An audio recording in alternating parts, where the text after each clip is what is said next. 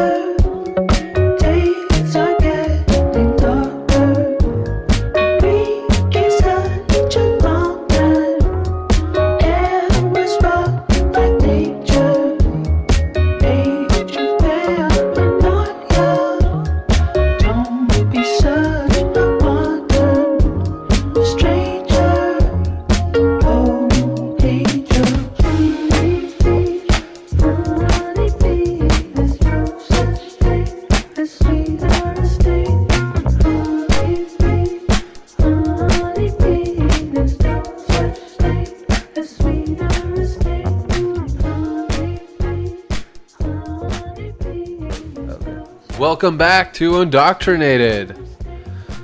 We have a very special episode here today. I'm looking at Natalie. She's in the kitchen where she belongs. Hey, everybody. And TJ's here. As usual, this is 2 episodes in a row. Yeah. What's gotten into you, TJ? I don't know, but I like it. Eating some mango right now. Fucking A. We're going to talk about our Coachella experience this weekend. We had a blast overall. Like I was saying before, I was not there. Like I was saying before I recorded, it had its ups and downs, which we'll get into, but overall we got our money's worth, and I'm a happy camper. Although we didn't really camp, we stayed in an Airbnb, which was also awesome.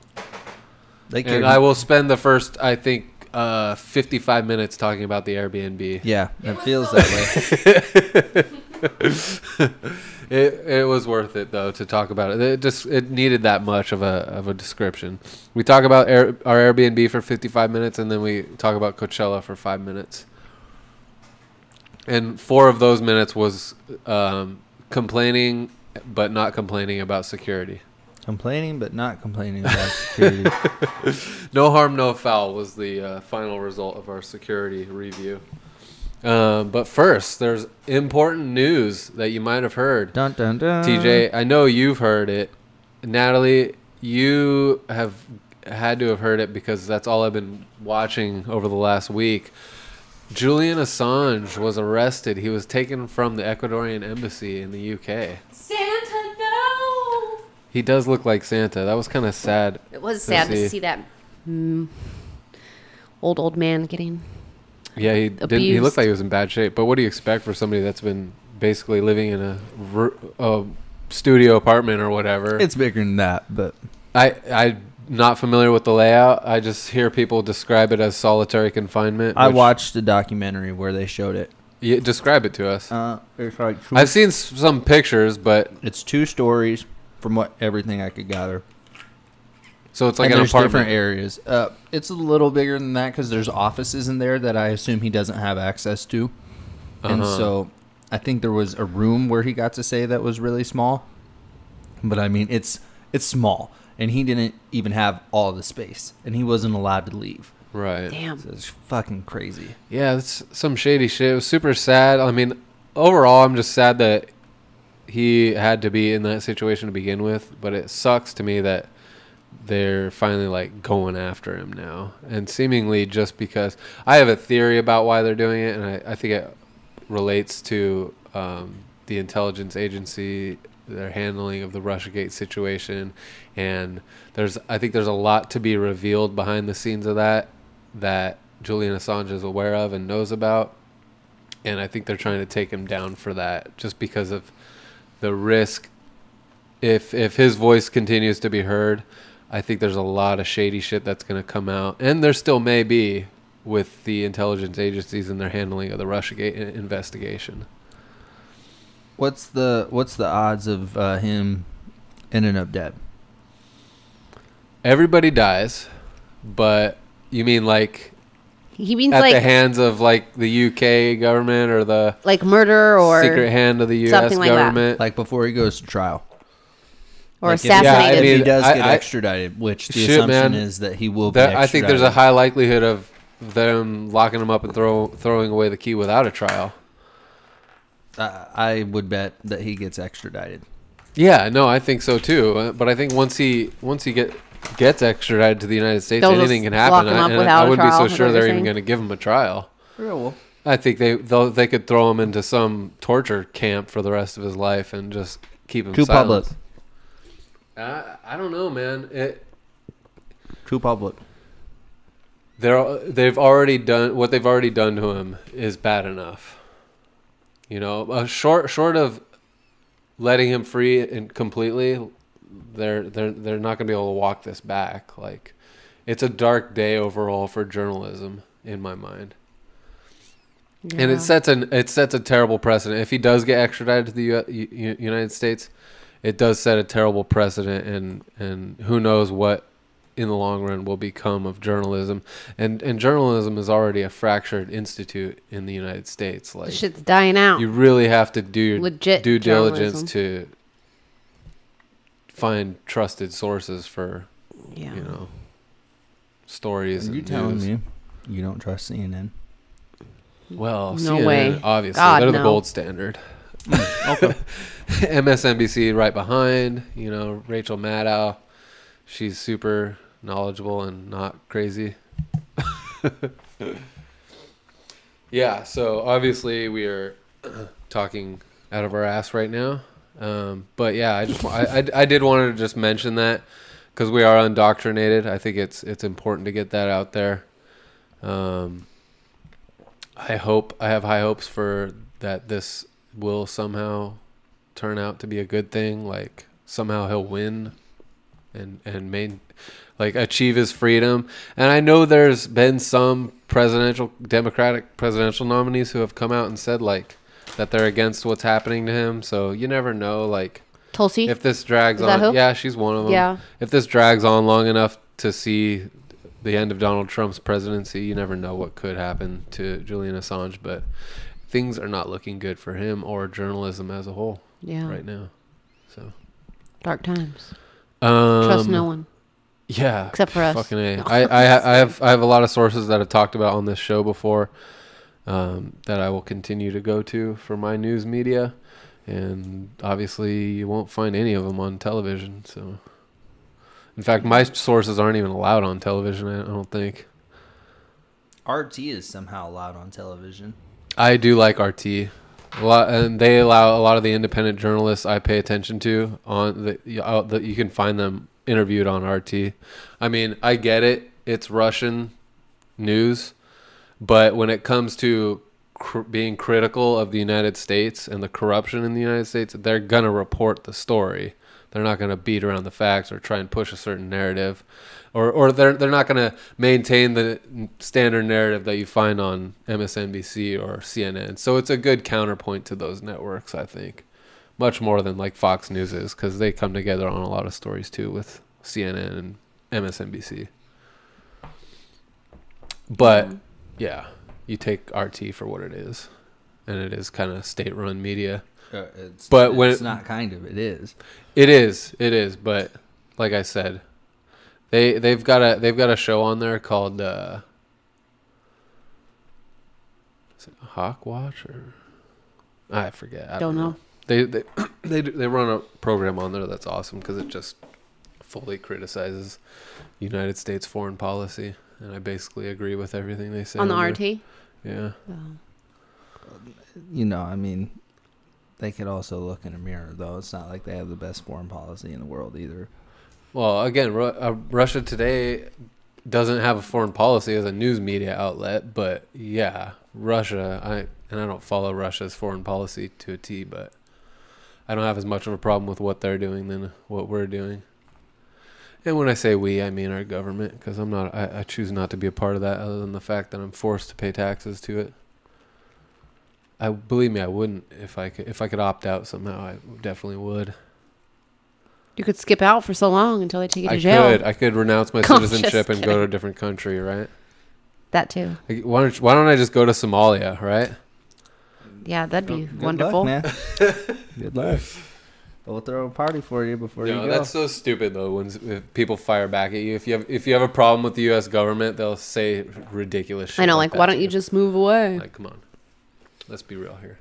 That's because they don't know what else to say. You don't like your neighbors. They aren't sure. Just move.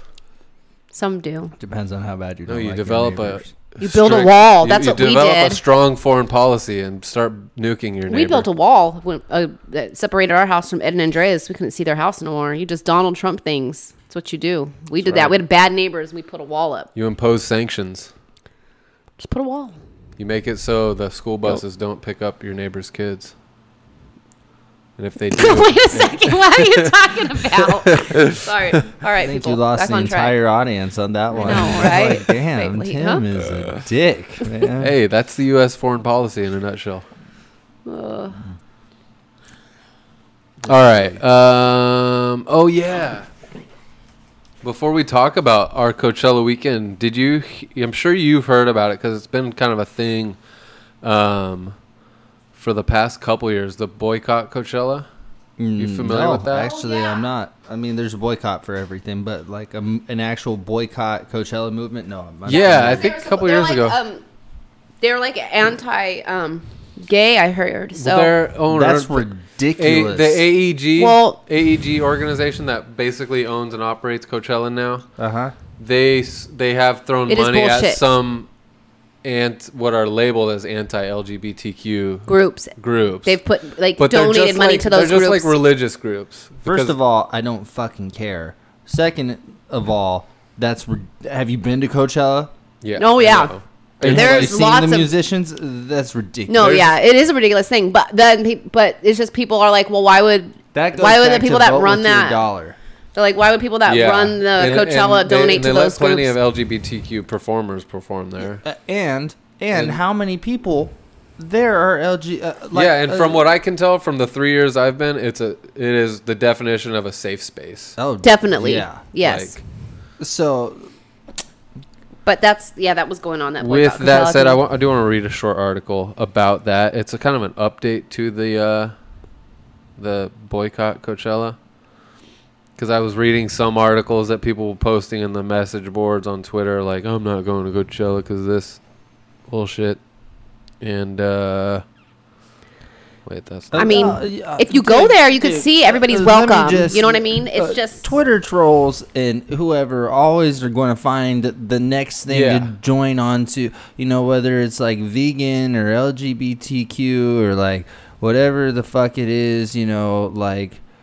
transgender people, I know that falls under, but like whatever the hype, the protected class, liberal thing to jump, Black Lives Matter, they just go from one to the other. It's not. It's just the trolls, there's been like so over the last 5 years. There was like 5 years ago there was a lot of criticism about them not having female headliners, which again is like, okay, maybe technically the headliners weren't, but there were plenty of female acts, and they have had female headliners before. I've seen female acts at Coachella. Several. I think they've up to like 5 or 6 headliners that are female at this point. Yeah, they had Beyonce. They've had Lady Gaga, Ariana Grande. Back in the day, it was Bjork. Madonna's been there. Madonna was there once. Yeah.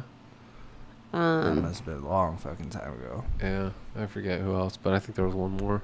Okay, so this article is boycotting Coachella is more complicated than it seems. It sounds stupid. And the subtitle is Philip Anschutz's companies encompass a tangled web. This is Friday, January 4th, 2019, by Miles Tanzer. We're not. Are we really going to read the whole article in the intro? Fuck that. Yeah. It's not that long. It'll take me less than 10 minutes. When the music lineup for 2019's Coachella was announced on Wednesday, it reawakened calls for fans to boycott the festival over donations to anti-LGBTQ plus organizations made by Philip Anschutz, the Republican mega donor who owns the event's parent company, AEG. While ignoring Coachella, a very straight function anyways, is too hard for a casual music fan. An all-out boycott of AEG is near impossible for someone who enjoys live music or events. This person's an idiot. The person they're quoting right now? This is just part of the article. It is? What? Yeah. Why do you say that? Because he already called it a straight festival. Like a very straight function anyways is what he says.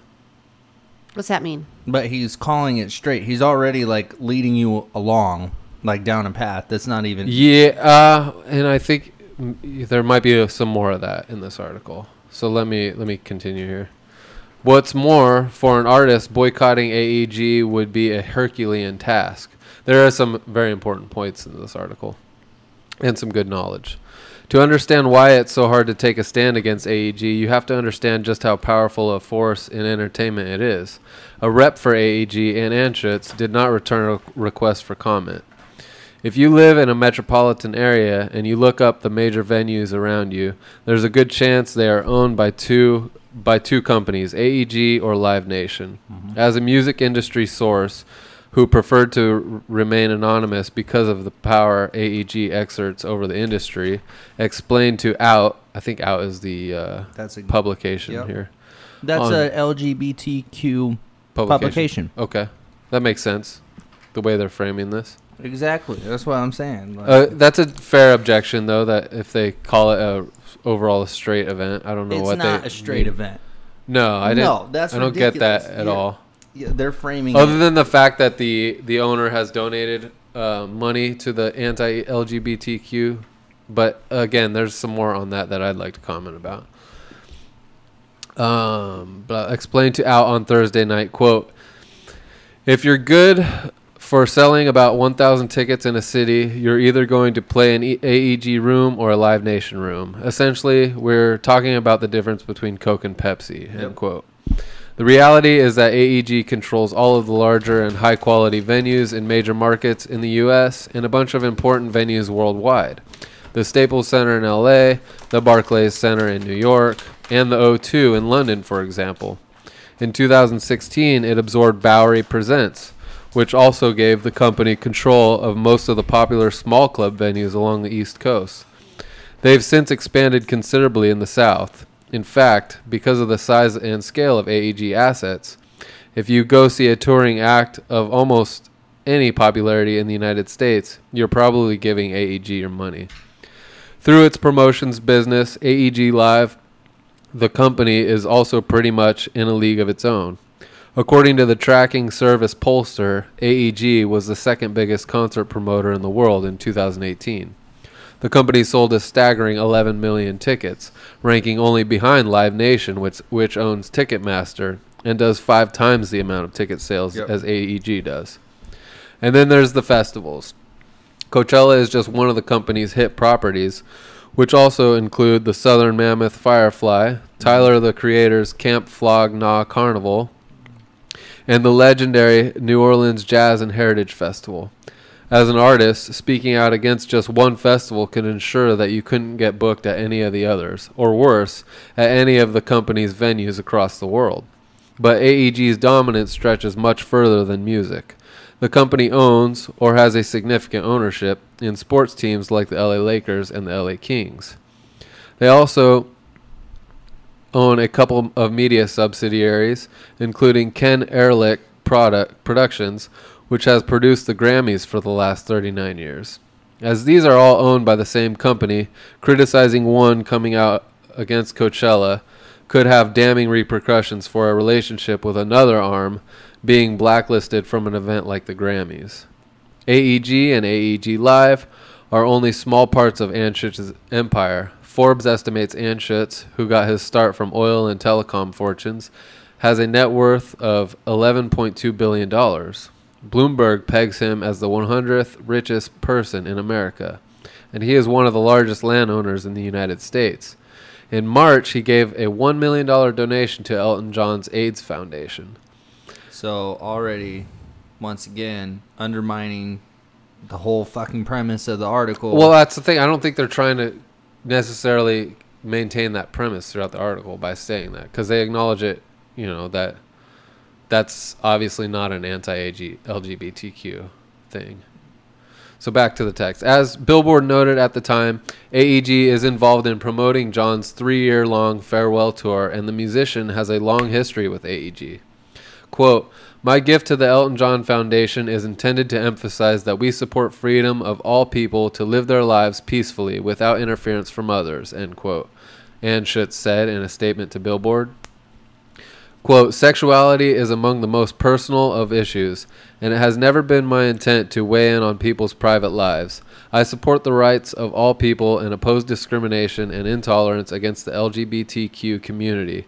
I see this as a matter of basic human rights," end quote. The statement is hard to take seriously when one considers his contributions to the Republican Party. That's such bullshit, though, right there. But this whole article is bullshit. So they go back to that. So they kind of weave that in and out of the article. That premise. This whole thing is fucking bullshit. It's not, though. There's a lot of good facts in this article. Yeah, but I mean, relevant to what about what we talked about? And Coachella? they're not trying to like paint this guy as a bigot necessarily. They're kind of just presenting the facts. It's not slander. I get that. I'm just saying I'm not hearing why the boycott is more complicated than it sounds, okay? Because you can't avoid AEG if you want to see live music or a lot of live sports as well. Also, it's saying like you can't boycott them because they're everywhere. Yeah. Okay. It's like trying to promote a boycott of Coke, but you don't realize that Coke owns like 400 other companies that make it, you know, who knows what else. So even if they did, but still the question is, why would you want to boycott Coachella in the first place? Because I'm not. We'll talk about that more. Give me a few more paragraphs here. All right. Through the 2018 election cycle, he gave $325,000 in donations to his party of choice and its various candidates. That includes $5,400 to Paul Ryan, who has a long history of anti-LGBT politics, and a $138,000 gift to the National Republican Congressional and Senate committees in February 2017. The latter done the same week Trump's first cabinet members were being confirmed. Looking at the company's holdings and Anschutz's power, it's not hard to see why artists haven't taken the chance to speak out against the festival or AEG in general. Yeah. When Anschutz's anti-LGBTQ donations came to light in 2017, there wasn't a single artist on the announced bill who dropped out. No major or headlining artist spoke out in 2018 when Anschutz's support of anti-LGBT and anti-abortion candidates was reported as well. Rock band Downtown Boys did release an open letter denouncing the festival after their 2 performances in 2017. Actress Cara Delevingne also publicly pledged her support to the #NoChella movement in 2018. but later received some criticism posted an Instagram fawning over Beyonce's headlining set.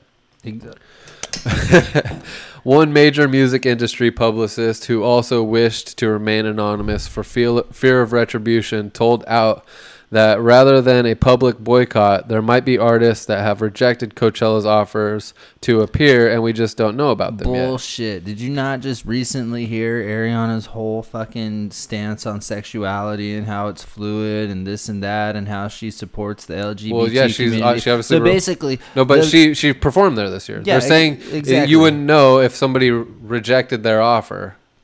But I'm saying it doesn't even fucking matter if some listen to the artist who said that they're not going to perform versus who fucking performed, and there's nobody saying that they weren't going to perform. Yeah, no, they won't come out publicly. Exactly. I get it. Yeah, no, I get what you're saying. I'm just saying I don't see why this is a problem. People get to vote with their dollar and go to the festivals they like, and if they feel comfortable in that kind of quote unquote safe space, which they probably would if they were there, then what's the problem if he wants to vote with his dollar and vote Republican because he's going to see more of that money because he's rich and putting on all these fucking events? I don't see what the big... I agree. I think there's a more broader issue to talk about. But largely I agree with exactly what you're saying. Yeah, Coachella didn't have... Like, I mean, I didn't notice anybody boycotted Coachella. I don't think they noticed anybody. There's a lot of people, but artists aren't going to come out and say not the people spending money. That's my point. No, all you have to do is go online. Like I found it on the message board. All the people who are too poor to go in the first place. Oh, yeah, I'm a boycott. You couldn't afford a ticket in the first place. You can say that, but that's not necessarily true. It's not true for everybody, but come on. I'm sure there's plenty of people out there that just choose to opt out of Coachella. Whether they can go or not financially is a different matter, but... I'm sure there's plenty of people there. The festival didn't sell out this year. For what reason, I don't know. Yeah, they didn't sell out. I don't know why. I think... It probably had little to do with this, but it still didn't sell out. Well, I mean, but sell out could be relative. Sell out means they didn't sell the number of tickets that they were willing to sell, but they could have easily increased the number of tickets that they usually sell. And I'm sure they did, because like I said, the festival grounds are bigger. So they didn't sell out the bigger grounds, but they could have sold more tickets than last year. And I'm sure more of that has to do with the lineup than anything else. Exactly. So... It's like back to the text.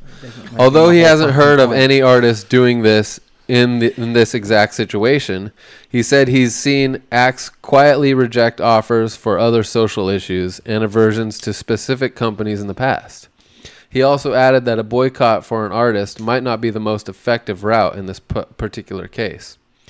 Quote, "If I were working with an artist on the bill that wanted to make a statement about it, I would advise them to do the festival and then make the statement at the festival and then donate the money they made from it to a charitable organization." I guarantee you there's something in their paperwork that prevents them from doing just that. No, there were plenty of people. Stupid idea. You might be right as far as speaking out against AEG specifically, but plenty of artists go on stage and talk about LGBTQ rights. Oh, sure. No, not that. But nobody's going to come out and speak against the company that paid them, because I guarantee you there's a clause in there. But I wouldn't be so sure that that's never happened either. No, I mean, I've seen, oh, God, what is the name of that band? It's a female, once again, how they had plenty of female acts before. How they continue letting females on stage there. This is a band, and I forget, it has a female. It wasn't Garbage, but it was somebody like similar to that. Like, oh my God, I want to say it was like Metric or something. Whatever, I forget the name of that band exactly. But I watched their performance on a live stream a year that I didn't go to Coachella. This was a lot within the last 2 or 3 years? No, this is like 4 or 5 years ago. And they interview the acts after Coachella if you continue to watch the live stream. And one of the things she said at the time was, I wish that the money from the festival would go to people who need it instead of the companies and the people it goes to who put on these events and just make all this money. But that's as much as she could say, and it was after her set. I've been there twice. I've never heard anybody speak up against I guarantee you there's something in their paperwork that prevents them from doing that. So that was I wouldn't be so sure it has never happened, but no, that's not what this is. That's not what this is saying. They're just saying you should go on stage and use your platform to make a statement about it. Not necessarily a statement against AEG, but a positive statement regarding LGBTQ rights, which does happen all the time. I'm definitely not taking any of my time out of my fucking set to do that. I wouldn't necessarily do it either, but I wouldn't necessarily be opposed to it. No, same. Okay, there's just a few more sentences. Maybe here. if I got like an hour. Halsey did something similar last year with the Victoria's Secret fashion show, it says. That could burn some bridges with AEG, but if you feel that you're passionate about it, that's going to be the most effective route for making a statement. The last paragraph says, for LGBTQ plus people who want to take a stand against Anschutz, it's a complicated question. Are we supposed to bar ourselves from some of the events we love because they enrich someone who spends his money waging war against us?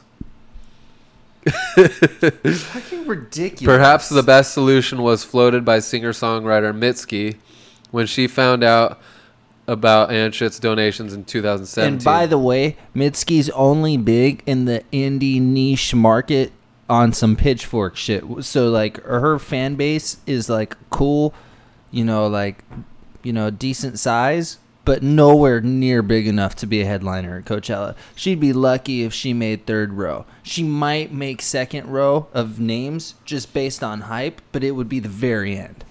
So come on. Anyway, get to... But if she said something like, you're all stupid for being here, and how could you do this? That would still make a lot of press. Oh, yeah. That'd be an effective tool. Sure, no matter whether you're on third row or not. What did she do? When she found out about Anschutz's donation in 2017, after she had already agreed to play Coachella, she told her fans on Twitter they had the option not to attend, but if they wanted to, she said, quote, let's make sure the spaces we inhabit are made safe, end quote. In this capitalist hellscape, it's the work of fans and artists working together to just make the best of things. By the way, she makes rad-ass music. Just Halsey? That was Mitski. But to say you live in a capitalist hellscape is completely fucking disingenuous. Yeah, because it is. Where the fuck do you make your money? In entertainment. Yeah. If that's not one of the most capitalistic enterprises, then what the fuck is? Fuck you. I agree fully. And I think even Anschutz gets a bad rap. I'm not too familiar with the companies he directly donates to. I read an article about it, but they're mostly, from what I can tell, they're mostly like church groups. But okay, but let's go ahead and talk about the whole Republicans raging war on the LGBTQ community or plus community, right? I don't even think there's a lot to I don't think that Republicans, most of the politicians, actively wage war. I feel like a lot of Christians who identify and vote Republican have a problem with it. But if you look at the Republicans under Trump, and I know a lot of them would refute under Trump, but fuck that, they're under Trump because he's the president, right? So it's that doesn't seem to be one of... I don't see him going out and harassing them in any way or doing anything detrimental to them. I get there are a lot of anti-LGBTQ actors in the Republican Party, but it's disingenuous when you point the finger at the Republicans because the Democrats are the same way. Well, I don't know about on that issue, but on other issues. On gay rights, the Democrats have been just as bad, if not worse. Explain what you mean, because that's definitely not the public perception. It's definitely not. You're right, and a lot of that has to do with bullshit media coverage like this. See, I would believe that too, especially with the left's willing to gimp transsexuals and trans people's rights or opinions or whatever, and use them as the quote unquote redheaded stepchild of the left as a whole. Yeah, and most of what you get on the left now is just pandering to protected classes. So if I were to summarize that article, basically the author is saying, boycotting Coachella, if you're really thinking about doing that, is going to be more complicated and more costly of a battle than you could actually afford to fight. So that was the summary of the thing. Yeah. However, the whole fucking, like, all the points that were made in there, I was like, if you're really falling for this, like, this is ridiculous. Yeah. Because who gives a fuck? Of course, the guy putting on the events, the really rich 1%er, is the guy providing the service, is going to do what's in his political interest, like donating to nonprofit organizations. And I don't even think it's political with him. I think it has to do with his religious beliefs. Sure. Whatever nonprofit it is, yeah, he's doing that for tax breaks. So even if those nonprofits align with Republicans or Democrats, whatever, like, he's doing it for tax reasons. Yeah. You don't fuck with those organizations, but you fuck with all of the events he puts on. Or even non-events. I mean, it's a Staples Center. I mean, if you like sports in Southern California at all, at some point you were probably going to end up at the Staples Center unless you only watch football or baseball. Yeah. How many concerts go on there? It's impossible. He's got to have some ownership stake in the Rams too, right? I don't know, dude. The Kronk family is rich. Yeah. Like, are they 100% owners of that? I think they might be, man. I mean, there is the wealth share in the NFL, like, right? Profit sharing in the NFL is the thing. But as far as ownership, control of the team, it's all. Well, no, I even think ownership of the I don't know what you call it, other than an organization, like corporation, whatever each team technically is. I think that's privatized, but the union of the NFL. Like, there's profit sharing and things that they have mutual skin in the game. Yeah. In other words. So it's complicated. Overall, I think it's important to just see these, take these festivals and sporting events and things, all these events that AEG is involved with, take them at face value, get out of them what you want out of them, and don't think that you're going to be in a I don't know, like a, what's the opposite of safe space? A not so safe space. If you go to one of these festivals, because there's nothing like that. I mean, and then you could have the argument, and we're not going to do it right now, of what is a safe space. That was an epic fail. Oh my god. TJ, stop smashing my pets. They're flying gnats. Yeah, no, they're mosquitoes. Yeah, bugs from outside. Yeah. So, yeah, I don't know. I was going to make you point, instead of boycotting Coachella, how about you try and go and experience it and get out of it what you can, because it's an amazing experience. You know, it's not granted, it's not for everybody. Okay. So, but if you think it's something you would like to do, but you don't go because you're boycotting it for these reasons, I think that's dumb. I agree. I totally agree. Especially if you go to these events and you look at the artists and you look at the attendees and you look like, what's the problem? Yeah. Like, I've seen, not specifically LGBTQ plus. I get tired of saying the whole thing, but like, I've seen people who are just freaks, straight and gay at Coachella. Like, there are all types of people welcome there. So how are you going to bitch about the guy doing whatever he's got to do, and then he puts on some of the only events that, as a whole, besides like Pride, that they feel comfortable going to? Yeah. You know what I mean? Like, I know all the sports teams have like Pride Day or whatever, all the baseball teams, right? But and I'm talking about in masses, because obviously the people of that community go everywhere, but they don't necessarily show out. You know, like the way Lakers fans do. Lakers fans go everywhere.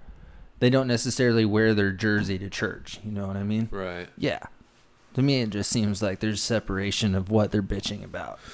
Yeah. So I don't know. I thought we'd bring in the Coachella review with the controversies surrounding the festival. So it is what it is. That article. Hey, to their credit, they did bring up the donation to Elton John's foundation. The author did a good job of writing the article, and the information provided was solid. But I would have never read that article in a million years. There's a couple things that pissed me off in there too. Yeah, especially the way certain adjectives that were chosen. Yeah, to slant. Like, like war. Yeah, that was a little bit ridiculous. Yeah. Well, I'll leave it to them to go over the top. That was probably the editor's input.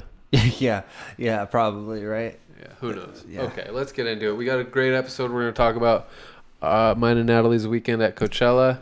Yeah. You will not believe who TJ criticizes me for enjoying, but stay tuned for that. You're going to love it.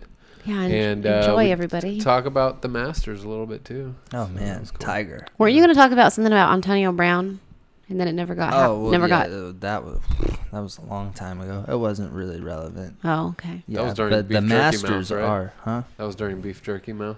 Yeah, because someone else Brown we talked about, and I thought of Antonio Brown, and I wanted to just talk about him and about how I usually cheer for him, but now I really can't because he's a Raider and in the division. He was never any good. There goes his career. Did you just say he wasn't ever any good? Let's get back to the Masters. He won't be any good anymore. I just got a top badge on Facebook for the group talking shit about the Raiders. I'm a top fan, they say. So I have to say that he's not any good because he's a Raider. I'm a top fan. That's a solid point, though. Usually, that's where just be careful talking shit on the Raiders, man. I don't like them. Those fans serious, though. I know. We get a knock at the door right now. No. Yeah. If there are any LGBTQ listeners out there that have been to Coachella, let us know if you feel different in any way, if you felt threatened in any way at Coachella. I'd love to hear about it. That'd be an interesting juxtaposition to what we were talking about. If you're a straight white male, we don't want to hear because we don't give a fuck what you say. Yeah, Holden. You fucking piece of shit. We met somebody named Holden there, and he was cool. He comes up to me, runs up to me, he's like, "Do you have a lighter?" On way too much Adderall. You asked the pregnant lady, the super pregnant lady at Coachella, if she's a lighter. Out of all people, And she had one. It's because I was holding it for you. And then he was like, he gave our lighter to somebody who he didn't even know, and this lady was smoking weed in front of us, and Holden was like, "Hey, what are you guys doing?" He was on something. I think a lot of Adderall. Something. I don't know. Are you gonna go watch Weezer? He's like, "Where's that?" I'm all on the main stage. Let's go, and he just walks off. Yeah, he just started running and just going. A mission, man. And then he looks back, and he walks back. He's like, "Come on, let's go."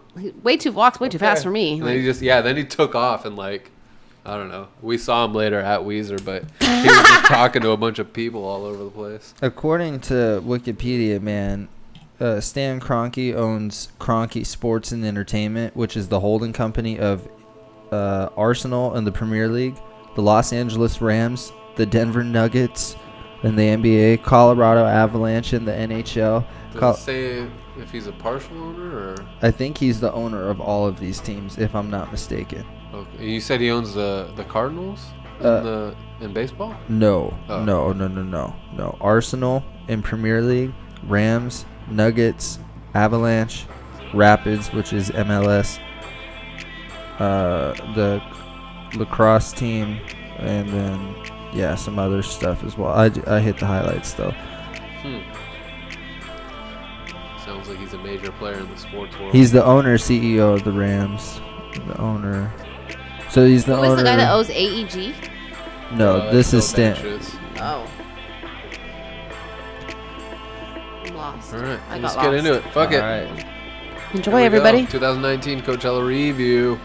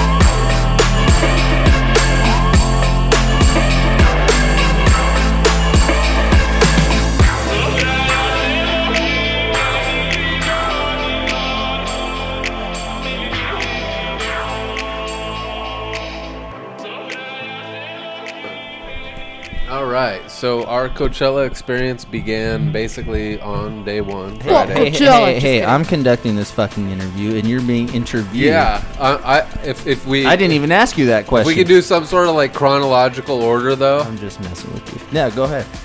That's how I wanted to lay this all out. No, you start with the story, and then I'll ask questions as we go. Yeah, that would be best. Yeah.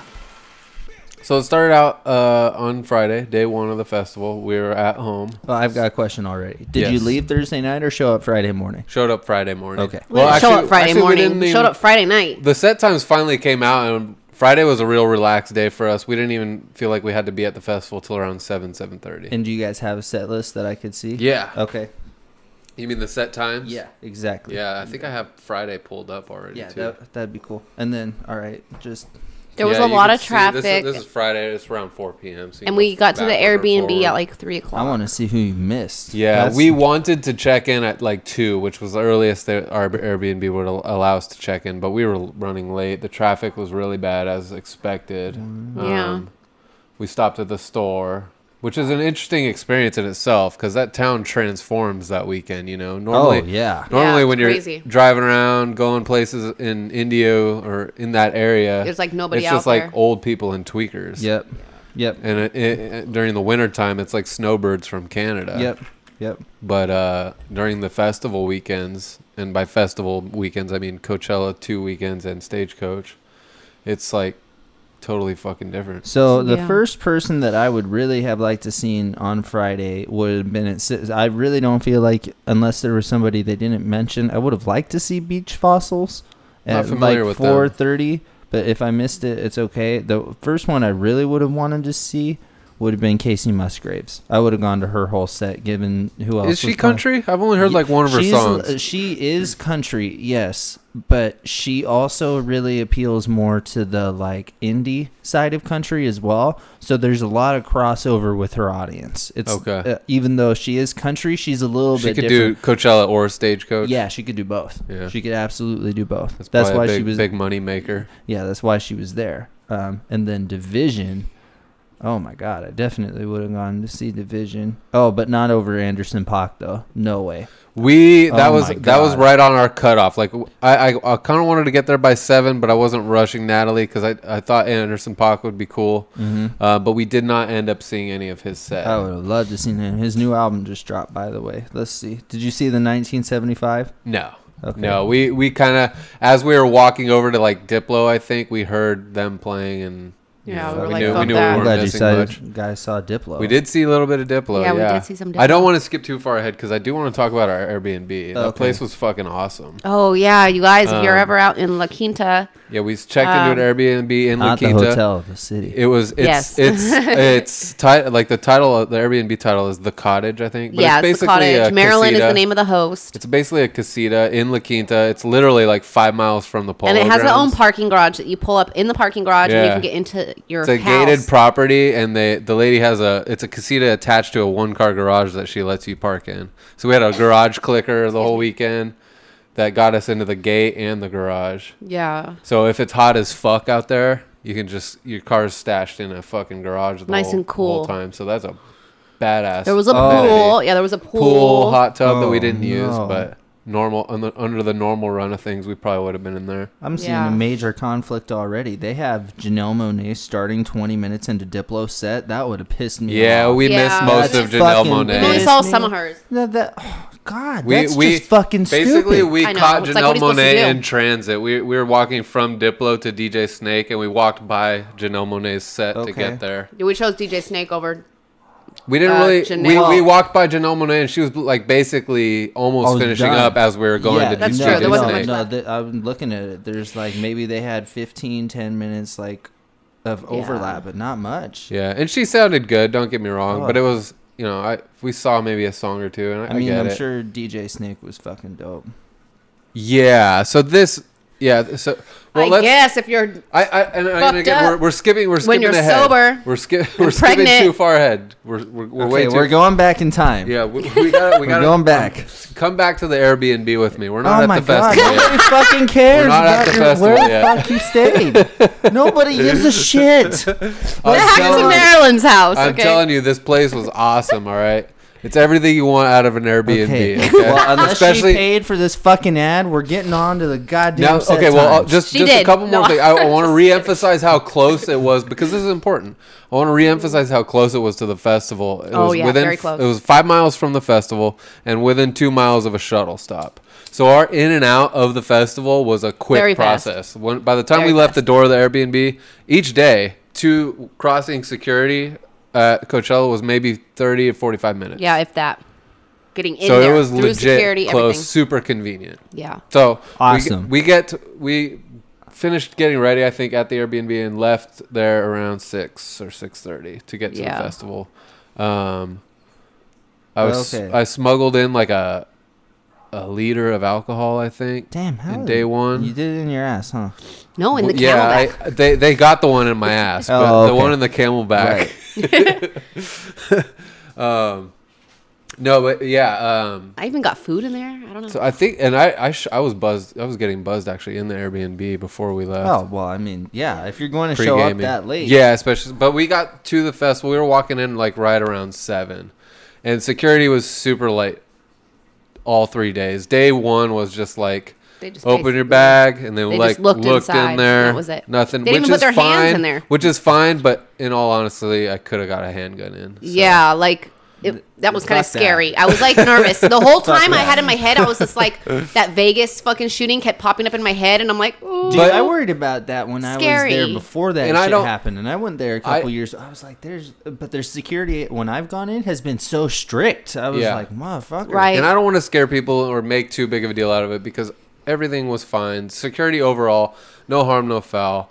They have cops on site, right? Yeah, they have cops on site. There's metal detectors but day 1 they didn't make me push my bag through the metal detector. They let it go. They didn't put the bag maybe through. They didn't extend or put their hands in there when it was. The lady looked in my bag. She said she couldn't. I don't know. She's like, "Can you just open your bag because I'm not allowed to open it or put my hands in it?" And I was like, "Okay." So I opened it, and then I walked through the metal detector, and my bag went around the side. Dude, no, I've brought a bag and they've made me in like a drawstring bag, not like a purse or anything. Yeah. And they made me empty out fucking Mine was everything. A backpack. And they weren't even doing like an extensive search on me. Yeah. This is like just in the regular line. Yeah. They made me take everything out of it and then put it back That's how it used to be for us, too. I bring the same camelback, like a smaller camping backpack with a camelback in it.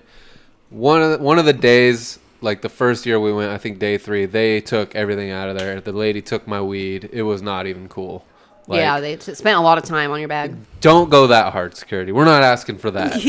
We're just asking for you to confiscate. At least put the bag through the metal detector. In all fairness, there wasn't anything like that going on at the festival. So whatever. Everybody, like, it's over now. Weekend 1 is over, but that's weird. Weekend 2, beware. Yeah. Yeah. I was just a little bit nervous too. I was like, wow, if they didn't put my bag to the metal detector, like I could have literally brought a gun in my bag because she didn't even go inside of it. I'm still trying to like scheme to figure out a way to end up on Sunday only. I overheard somebody because they didn't sell out this year, so I'm wondering if they're going to at least talk about bringing 1 day passes. The girl on the shuttle, she said that her sister was just showing up for Sunday only, and that she probably had a weekend pass though. Sunday is by far the raddest day to me. I mean, it usually is, but like Saturday is supposed to be the best day. I thought music with the lineup, Saturday was by far the best. But you did only because Weeds are in Tame Impala, right? And we'll get there. We'll get there because there's a lot I want to talk about with that. But anyway, so we get in without a hitch. Go straight to the locker. Picked up our locker without a hitch. Actually, did we? Yeah, we got. I think we went and got our locker room key. I had to pee so many times. I was just every 30 minutes. Yeah, so I think we headed to the bathroom, but Natalie was actually happy with the bathroom situation. I think. Oh, was it upgraded? No porta potty. It was actual stall. No, they had porta potties. I didn't use the porta potty, but I think they made their brick and mortar bathrooms bigger. Shitload of them, and yeah, the lines were boom, boom, boom, and they had these workers that were like constantly in there cleaning. There was always toilet paper, ass fucking protectors. Nice. I couldn't believe it. That's awesome. I was so happy. That's awesome for girls. We really didn't have any porta bathroom potties are issues related to her and sometimes pregnancy. they're unsanitary. No, I saw shit all over. I opened up a porta potty this weekend and it had shit all over it. You couldn't even go in it. That's so gross. That's fucking nasty. So bad. But what's worse is needles and shit. Yeah. Yeah, way you don't want to. fucking worse. And You'll especially, I definitely wear see that, too. sandals. Like some people are barefoot there. What if they step on a dirty needle? Dude, Yeah. I know, dude. Like the things people do at that festival, I like blow my mind. I saw somebody with bloody feet, and their feet were like wrapped up like they were. It was nasty. Oh my god, Black feet, black, no shoes, just all fucking. Ugh. that's cut up. disgusting. Yeah. That's fucking, and they're walking everywhere. Everywhere, black feet. Their feet were Lord like your have mercy. jacket, Yeah. and they were like white like snow. Their body. Yeah, so we're in the festival. We go over to see the Frights at the Sonora tent first. So this was like right around. They had already started by the time we got there, but Yeah. the Frights were awesome. Oh, they were so good. They're basically like kind of like Weezer, Yeah. but they Just like, played an "Oh, awesome fuck set. that." I like Weezer. Okay, we can have that discussion here in like 30 seconds. I think Weezer is awesome. I Yeah. just think they are not past their performance prime, but just compared to their contemporaries on the lineup, most of them had music out within the last 5 years that I Oh, yeah, they really were playing fucked old with, school shit. which Weezer. is cool, but it's Yeah, And it like, sounded Weezer's like- last shit was a cover album. Yeah, album and they brought came out with it last was all year or cover this songs, year. and they brought out okay, Tears for so Fears, excluding that album, well, that's cool. I mean, that, and they brought if you out like Chili 80s from music- TLC, and they were like Oh, no fucking singing shit. No Scrubs and shit. Wow, so they fucking did it Yeah, right, huh? they did. They had a Right. badass They set. did. They had a Yes, badass, yes. which was Saturday, by Awesome. the way. Okay. So Oh, that's yeah, actually way Saturday. cooler than I thought it was going to be. Who is the biggest, whether you saw it or not, and we're jumping ahead here, but who is the biggest guest performance not on the poster? I think it was Katy Perry. Oh my God. Are you Yeah, fucking but with Came me? I out didn't see for- her, though. She came out during Zed, and we saw a part of Zed's set, but not. She when came the out whole during thing. fucking Zed? Yeah. Well, they recently released a song, Yeah, but I don't know. I didn't hear We didn't all stay the for the guest, whole thing, though. guest apperances. that's the problem with Coachella. You can't stay for the whole set. You The gotta the leave best and go one we somewhere saw, else. like she was Or saying, you was miss Tears the for people. Fears. See, That was really I just cool. end up missing people. See, like Yeah. I will cut certain sets short, but like if I'm dedicated to a certain artist, like Pusha T this year, for example, That's true. We didn't cut I out will everybody. Fucking make sure I am at the show before to have a Pusher good T spot. fans, not nice. Just to put it out there, you people, She's rude motherfuckers. Of course they she was are. just pregnant. Yeah. No, that's the only band where they was like, what That's the not fuck, a people. band. We were just in a bad Well, you know spot what I for mean. her to be A sitting rapper. down. Everyone else was sitting down next to me too. And again, we're jumping way ahead. Okay, We're I'm just sorry, I'm skipping, sorry. We're all the way skipping the on whole Sunday. festival. Okay, yeah, that was like the anyway, last day. We're getting back So the to Frights, Friday. the Frights were awesome. Back to Friday. They did this they had this really cool but cheap stage setup where they had these like balloon art, and it was like two giant pill bottles made Very out of excessive, balloons. huge. So And they're they had not- like somebody on stage like taking like these giant balloon pill bottles and like dumping out more balloons into the stage. Pills. with The them. balloons were shaped like pills inside of a pill bottle, and they were Of course fucking dumping out these And this pills. is at Zed's show. This was at the Frights. The Frights. This was The the Frights. first performance we got to on Friday. But some of these All right. balloons were like as tall as our house. They're not. Yeah. They're not encouraging anything there. I know, it was right? awesome. It was awesome. And then at the end, like the last song, they just threw the giant bottles out into the crowd, and they like the crowd just started popping them all crazy. The singer started commenting on. He was like, "This balloon cost me $10,000 to make, and you guys just destroyed it." Like he wasn't thinking everybody was just gonna like. No, he stomp on was it. joking though. But Yeah. But then people left with these huge balloons out of there. Yeah, left into Yeah. the festival with these balloons that were bigger than our house just to walk yeah, around they were with. walking around. We started seeing those Souvenirs. all night long. Those giant balloons from the Frights show. Yeah. And then after the Frights, where did we go? Was that Bathroom. probably the bathroom? Yeah. But no, let me spent see a lot of that. time there. Let me see that. See that Oh, telephone, sorry. so I Sorry, can get the line up here. Sorry. It might have been Diplo. Probably food too. Fucking Diplo. Or Did you guys food. get the paella? Oh no, we went to Blackpink. Paella? We did not. What's that? We What did is not. that? We did eat some decent food, but What's paella? Is that food? It was something I he don't recommended remember. for us, the Spanish dish Yeah. Oh yeah. with the rice and the shrimp. Did We you see not, it at though. least? No. No, the festival grounds are bigger. Okay. Oh, they changed it. They might have It's been. It might be the same as it very was much last bigger. year because we didn't go last year, but it was bigger than the previous 2 years when we did go. Way bigger. They must have got expanded more it. land or something. And they moved the Sahara tent. I think they made the Sahara tent larger, and they moved it into the Yeah, like that the makes southwest sense. corner of the Yeah. festival That grounds. like, I mean, It was set up way better. It's set Mm-hmm. up way better now. so But I it's think not they also the- expanded it's not it. The, like, basically, I'll say an L or like a square shape like it used to be, where it's like main stage, outdoor theater. It's still that that. other little one, and then all of the EDM stuff on the right hand I can side. I Oh, can yeah, show they- you the map. Actually, it's kind of It's trippy. So it's like, just pull up the map, but get back to your story for the audience. We went to Blackpink after. How was the that? frights? It was okay. Okay. I mean, it was like what you would expect. Yeah, it wasn't bad. 6 out of 10? 7 out of 10? Yeah.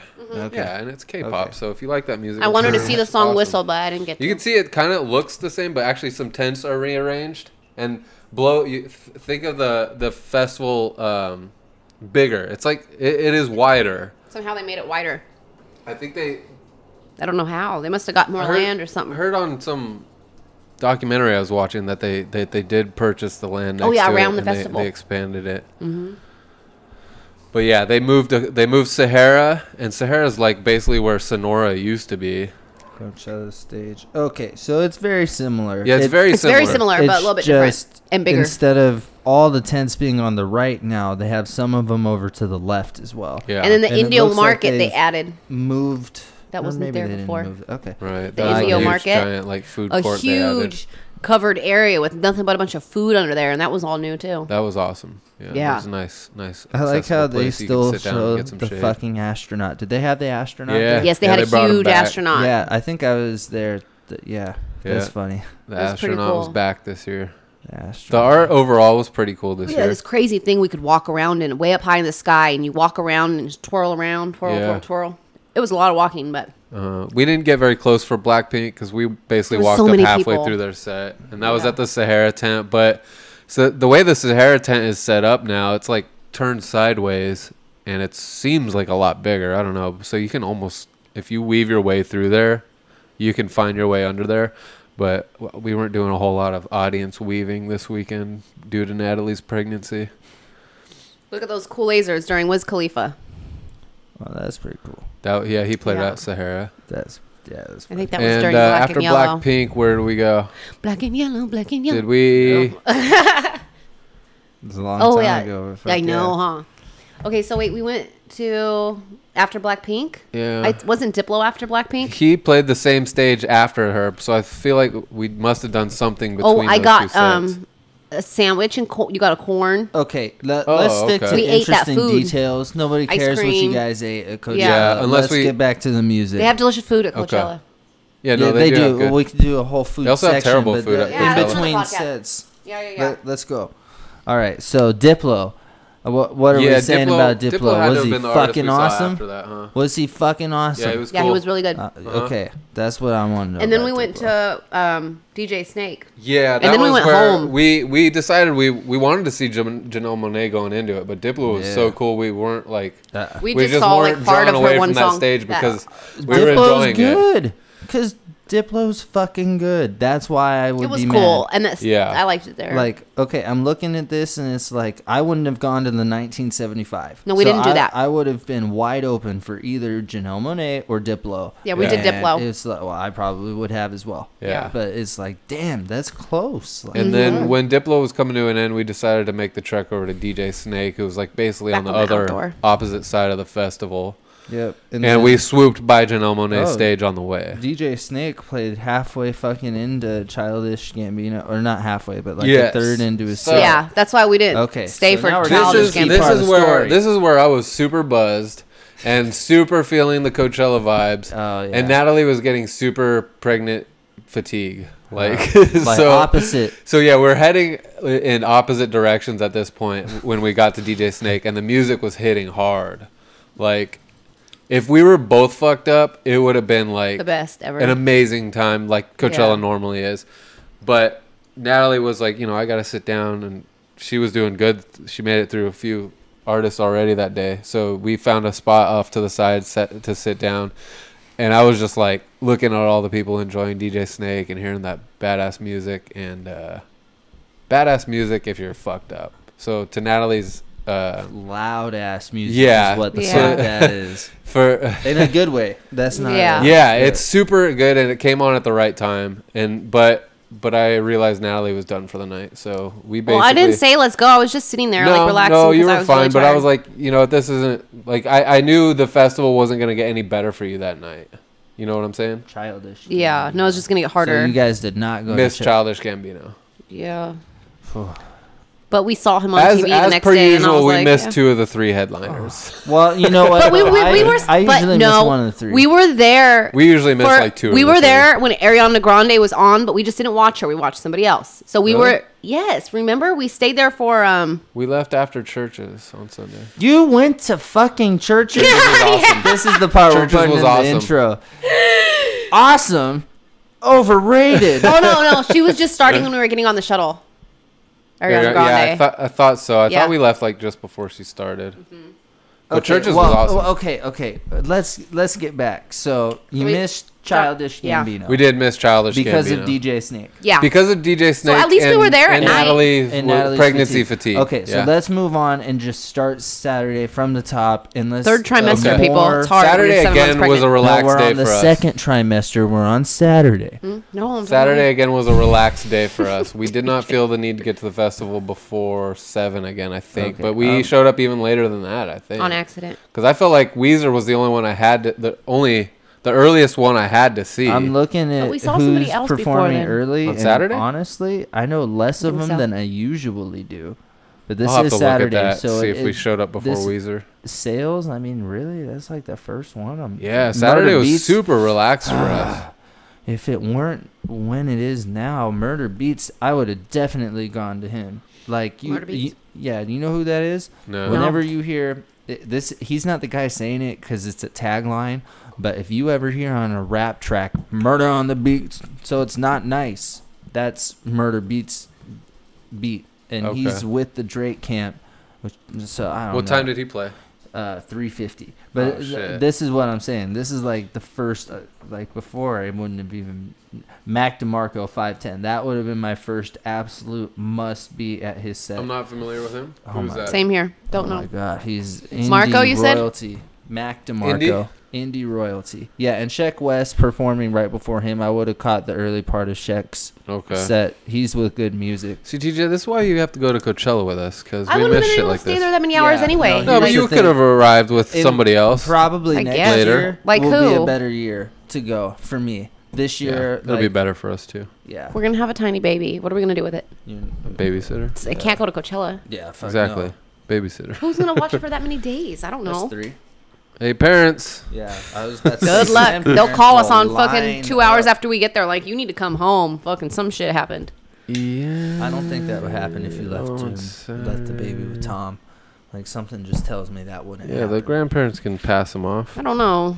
Tom needed Tim's help to come over to move a flat screen TV. So, I don't know. Well, that's muscles. I mean, you're not going. He's not going to be asking little Jack to.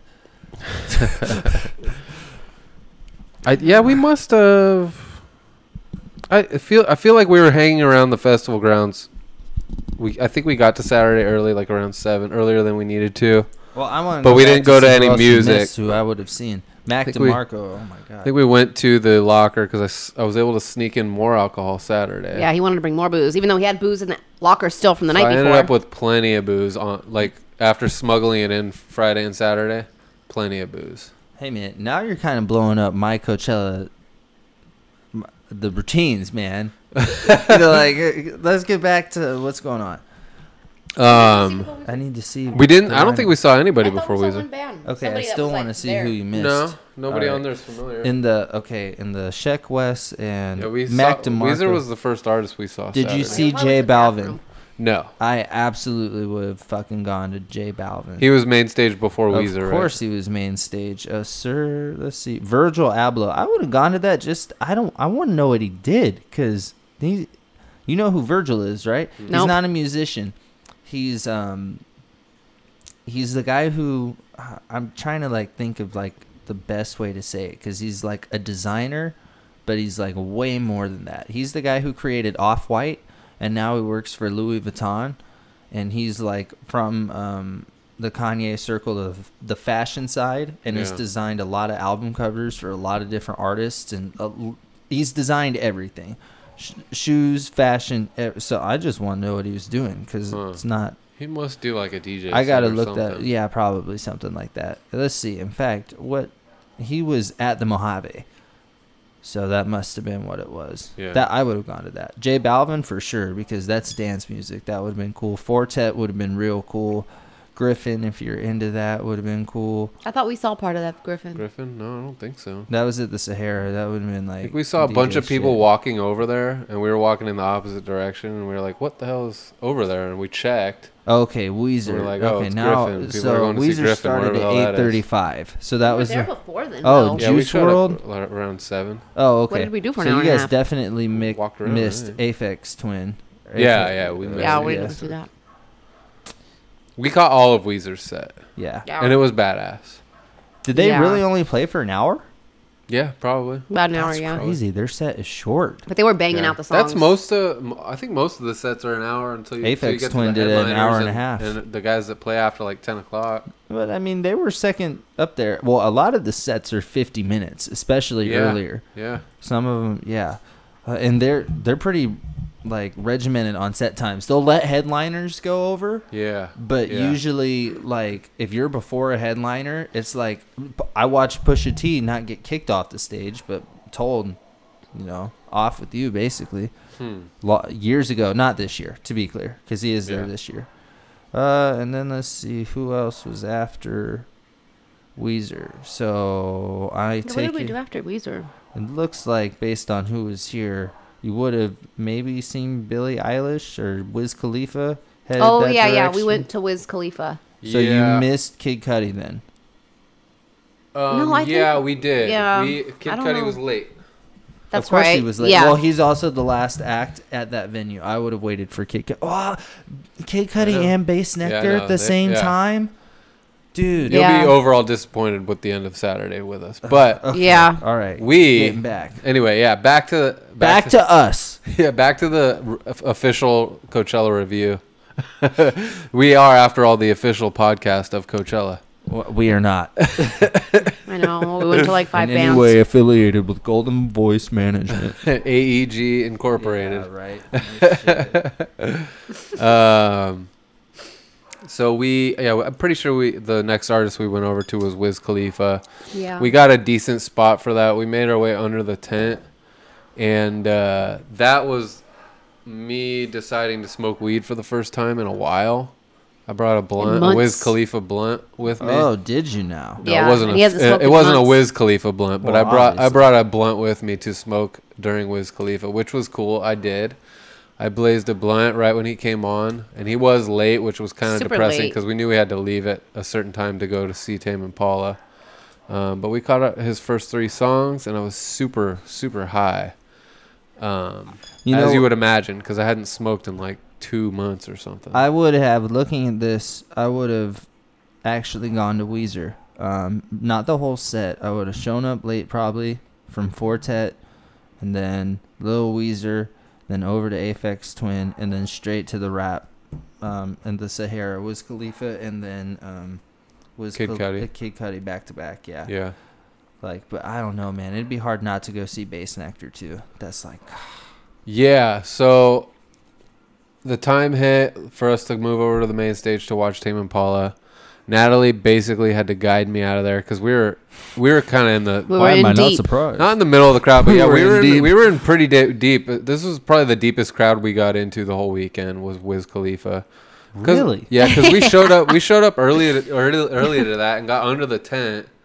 And Yeah, then 'cause by the only 'cause time you he were early. started, like the crowd just got super thick. behind Huge. us. Because he was so late, too. People were like, And Given it's time. him and Kid Cudi.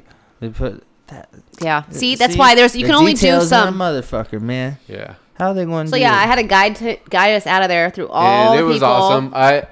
When Tim we were was walking super through messed the crowd of people, it was really cool. And then we got free, and I realized like I was a stoned asshole with his pregnant girlfriend at Coachella, and I No. started freaking out kind of. Oh, yeah. And I almost told Natalie we have to go, like right then. He and did there. start getting like nervous. I was like, like, we gotta go, but then but in the back of I my was just mind, like, I was "You're like, fine, no, it's fine." Tame Impala is about to start. As soon as I hear that music, everything's gonna be all right, and it was. and there was not a lot of people there at Tame Impala. We got close, So we got we walked up decent, right as and they I were got to sit starting, down basically. I because there think was we like walked hardly up anyone around us. Maybe a minute into their set, and we brought a giant towel we with got us each day. fairly left one close. in We the didn't locker. try and get into the crowd, but we got to a spot where we could comfortably lay the towel down and sit down, Yeah. hear the music great, and we were actually very close to the main stage headliner. Yeah, for a place we could actually sit. and I was surprised. It was really cool. And Tame Impala was amazing. Oh, they did. No, I couldn't believe it. They oh. sound just like their records. One of the best, easily the best concert I've seen at Coachella, and one of the best concerts I've ever seen. Yeah, it was I put really them right awesome. up there with my favorites: Tool, Foo Fighters, System of a Down, Pussifer. They're right up there. Yeah, I'm very looking talented. forward to seeing them again. I am looking at Sunday right now and just like geeking out because Sunday would have kept Did me we see busy. Bass Nectar after Tame Impala? No, we didn't. We But went Tame home. Impala was simply amazing. I can't say enough No, good we stayed things there till about like that show. 1:30 that night. I don't know what we did after Tame Impala, but we did something else. I don't remember that. Unless they but got home. maybe. I remember would've getting home at like been 1:30. Yeah, I would have gone to Tame Impala as well, but I would have. Oh man, actually, I'm not sure because Wiz Khalifa and Tame Impala. I probably would have done Tame Impala, Kid Cudi, or Tame Impala is Wiz so Khalifa, good. Kid Cudi. Yeah, so what they do?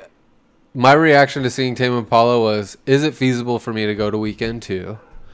And I found out it wasn't because the tickets are $400. So I was like, okay, well, is it feasible for me to fly out to Nashville in 2 weeks to go see them there before they stop their North American tour?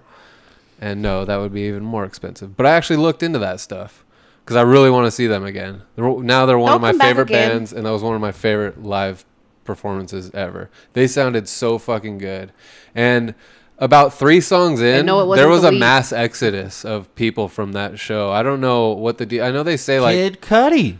Okay, I get it. That's what fucking happened. Kid Cudi wasn't as good as Tame Impala, period, point blank, and I didn't see him. I know. I don't have to be. I don't have to be. You weren't there. I don't have to be, bro. I would have gone see I know. Cudi. I know for a fact he wasn't as good as Day Tame and Impala. night, the lonely stoner seems to free his mind tonight. Oh my god. Oh, I have heard a Kid Cudi song. Oh, that's who that is. Darn it. I didn't know that's who sings that song. But he's not as good as Tame Impala. All right, well, besides that, so what did we do I was after a little that? bit depressed that so many people were leaving. But I would have left you.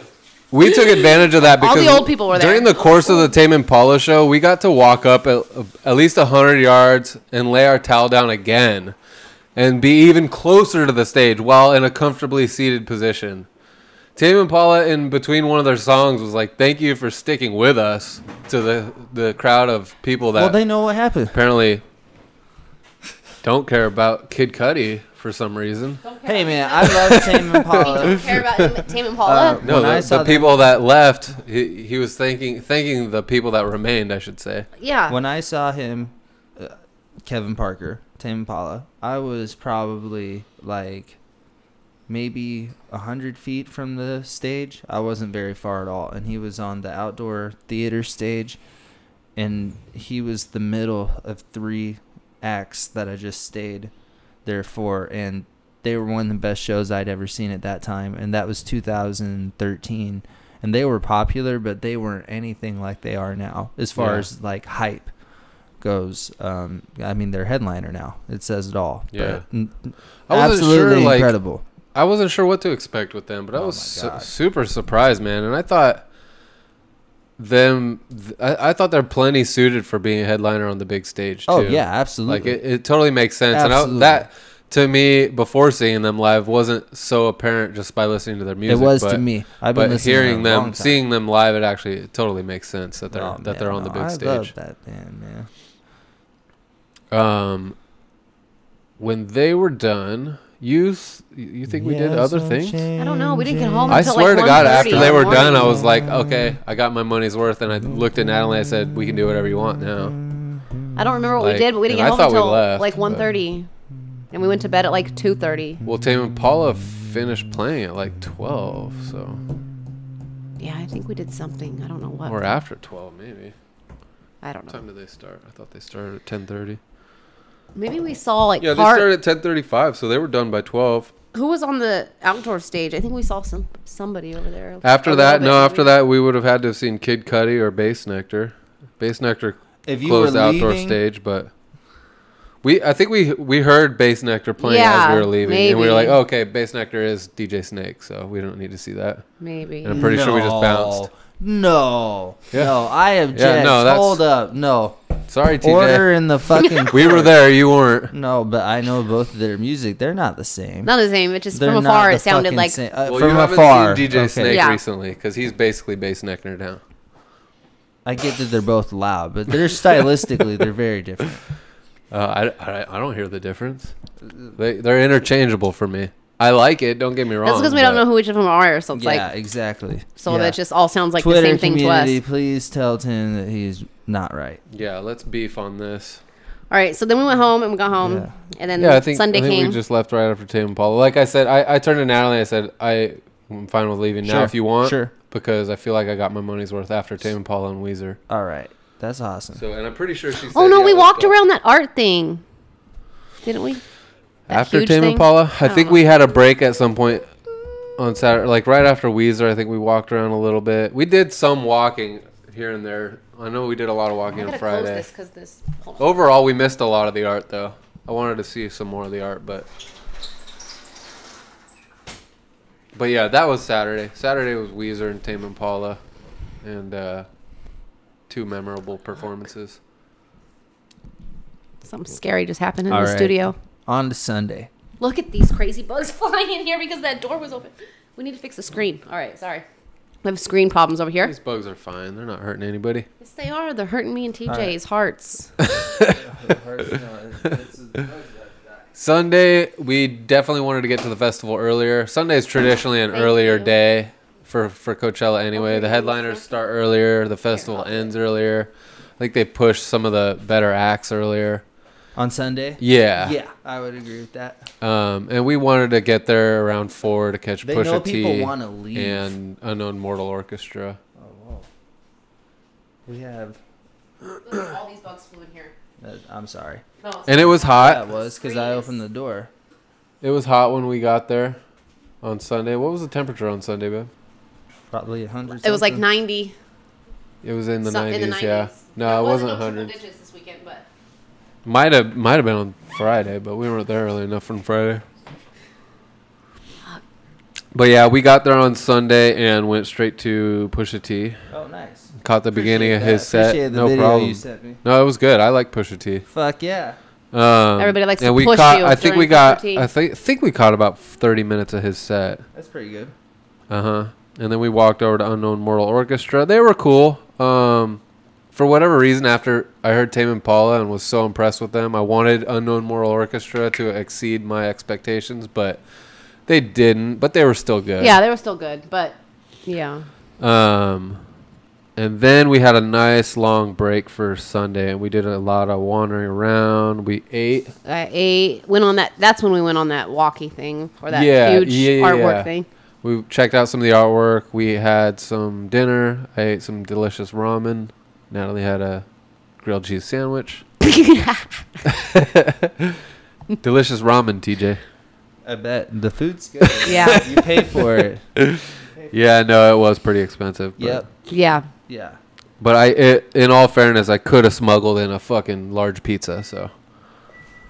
Apparently. Right? Apparently you could have. Oh, on Sunday though, several I will bags say in this and about out. the security on Sunday. It was basically more of the same, except at this point in the after getting through Friday without a hitch, I was starting to smuggle in water now too. Like I each Saturday and Sunday.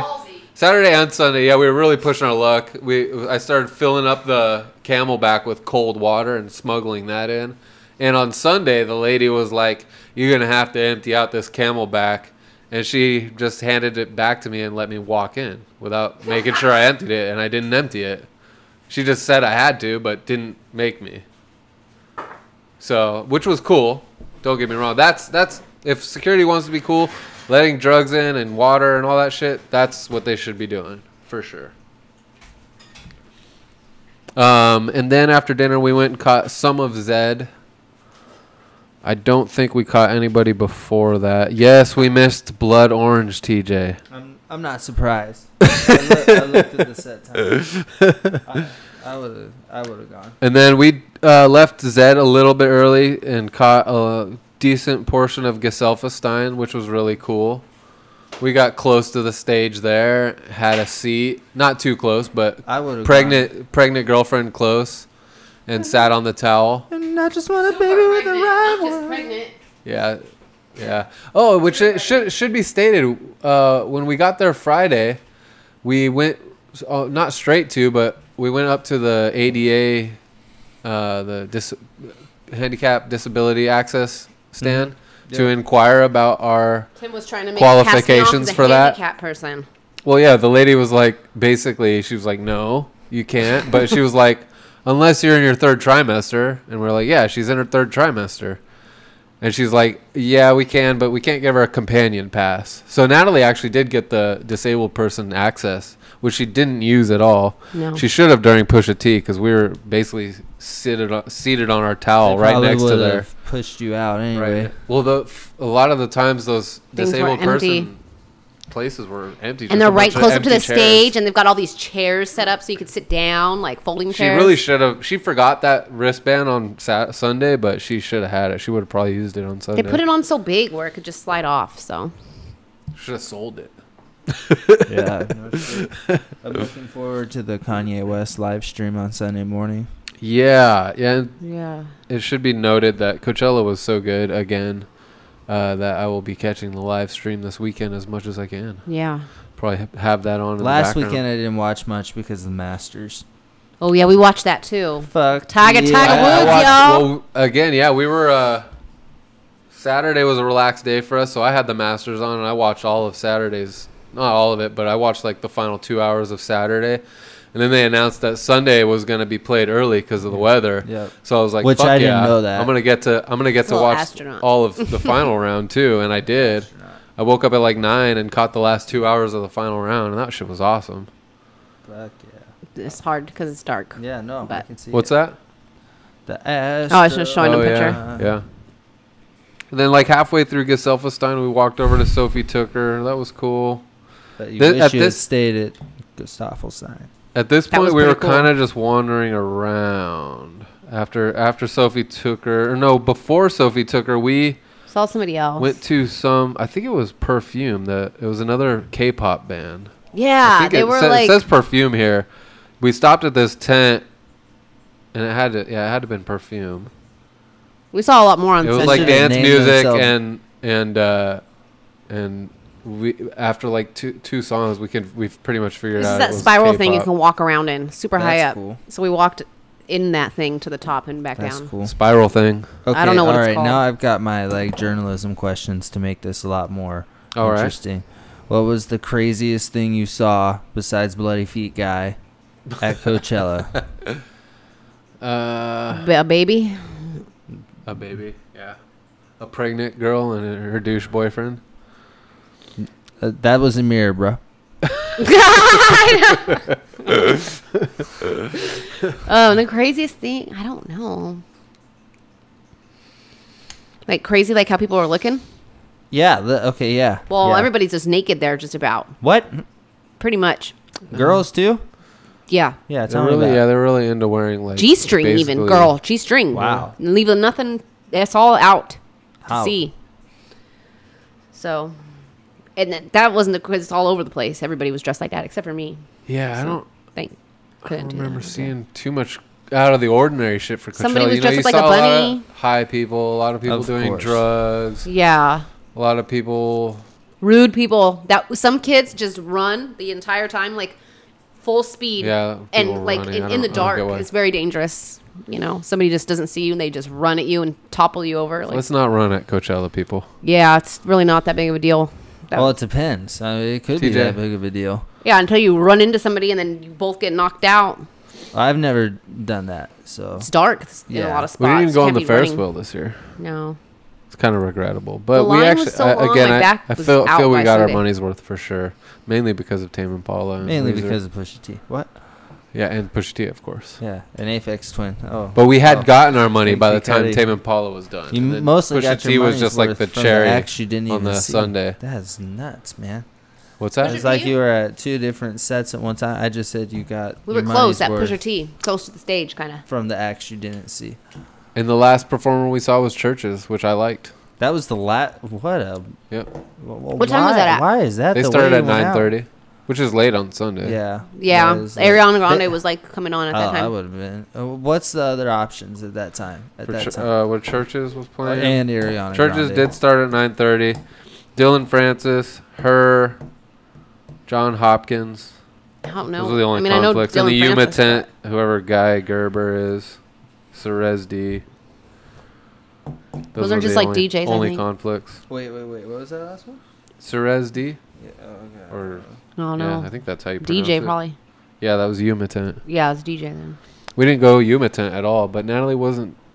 Natalie didn't want to dance at all either. So. I don't necessarily think that's that's movement music, to say the least. Yeah. We would have, if Natalie was under normal circumstances. Yeah, under normal circumstances, we would have been in the Yuma tent like a lot after of times. Churches. Yeah, for sure. Like probably missing all of. Did you? Ariana Grande. Okay. Did you guys go to the Do Lab? Yeah, we went to the Do Lab a couple times. Misters in there, and you can lay yeah, down. And shade. So, did we just go there a Sunday? I think Yeah. we went there twice though on Sunday. Yeah, we went there twice on Sunday. It's nice in there. Yeah. Under that big lots of thing. misters. I think they added misters in the Do Lab. They probably needed so to. on Misters a all hot day, over, that's yeah. a good place to be. And there wasn't even a lot of people under there. No, it was spread out again. Plenty You of could lay your room. towel down, and there was other people laying down, and Yeah. yeah. It's a really chill spot. While we were there, though, I remember it not being the best music, but it was really It a was chill like atmosphere. jungly. It sounded I like told you they play weird ass. yeah, shit it sounded like in you were there. like on a jungle. If you are not, and I haven't been fucked up when I've gone. Like I've been, I smoked a little bit, but like I haven't been like fucked up. I went in there and I'm like, if you're not fucked up, this well they didn't have misters before. Yeah. By the way, but like if you're not like significantly fucked up, this place sucks. Yeah. Yeah, like that's the thing when you're there and you're sober, it's different. You look at it a little different, huh? You're like, Yeah. God, people are being fucking stupid Yes. everywhere And rude. Fucking Yeah, bunch rude. of rude people. Did you see anything get stolen? No, I did save. I found a phone. Oh, There was like yeah. a phone in front of us What was that? during. It was at night, I remember. It was at night. I think it was like Tame Impala maybe. Yeah.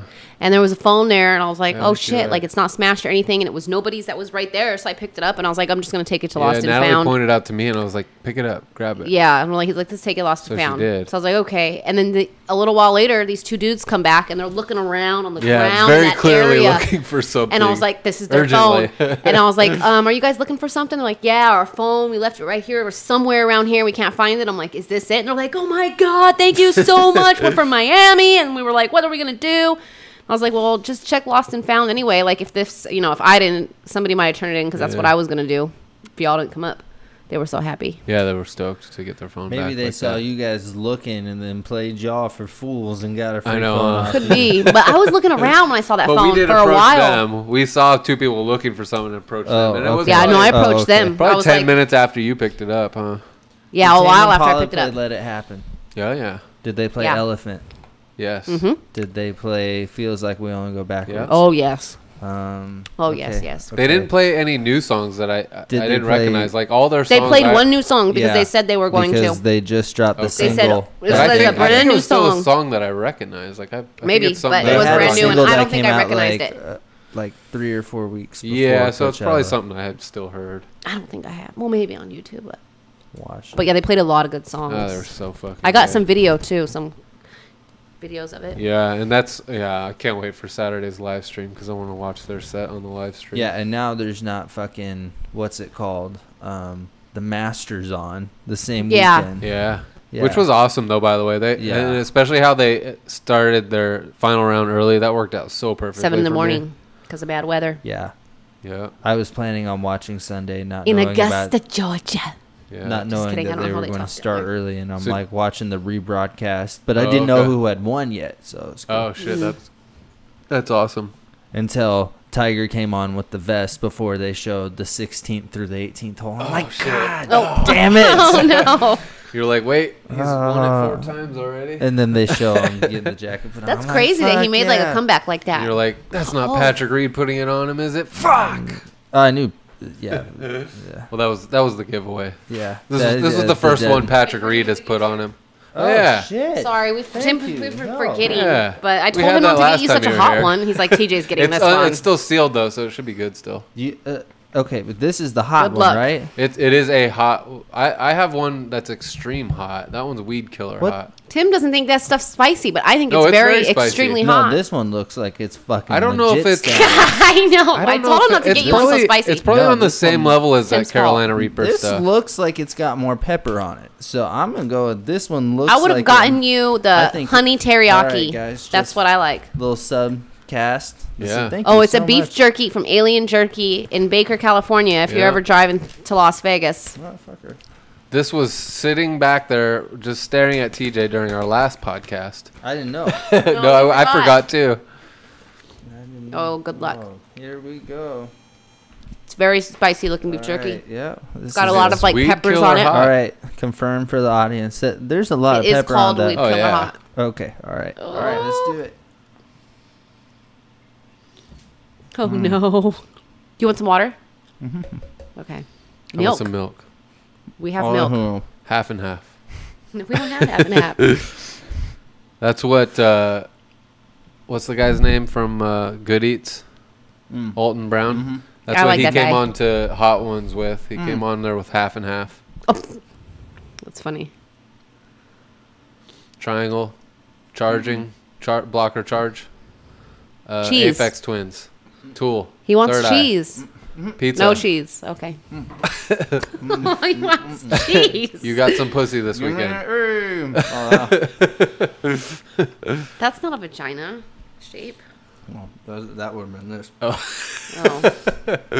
I was trying to say AB. I was talking about Antonio Brown for a second. That's pretty hot. Oh.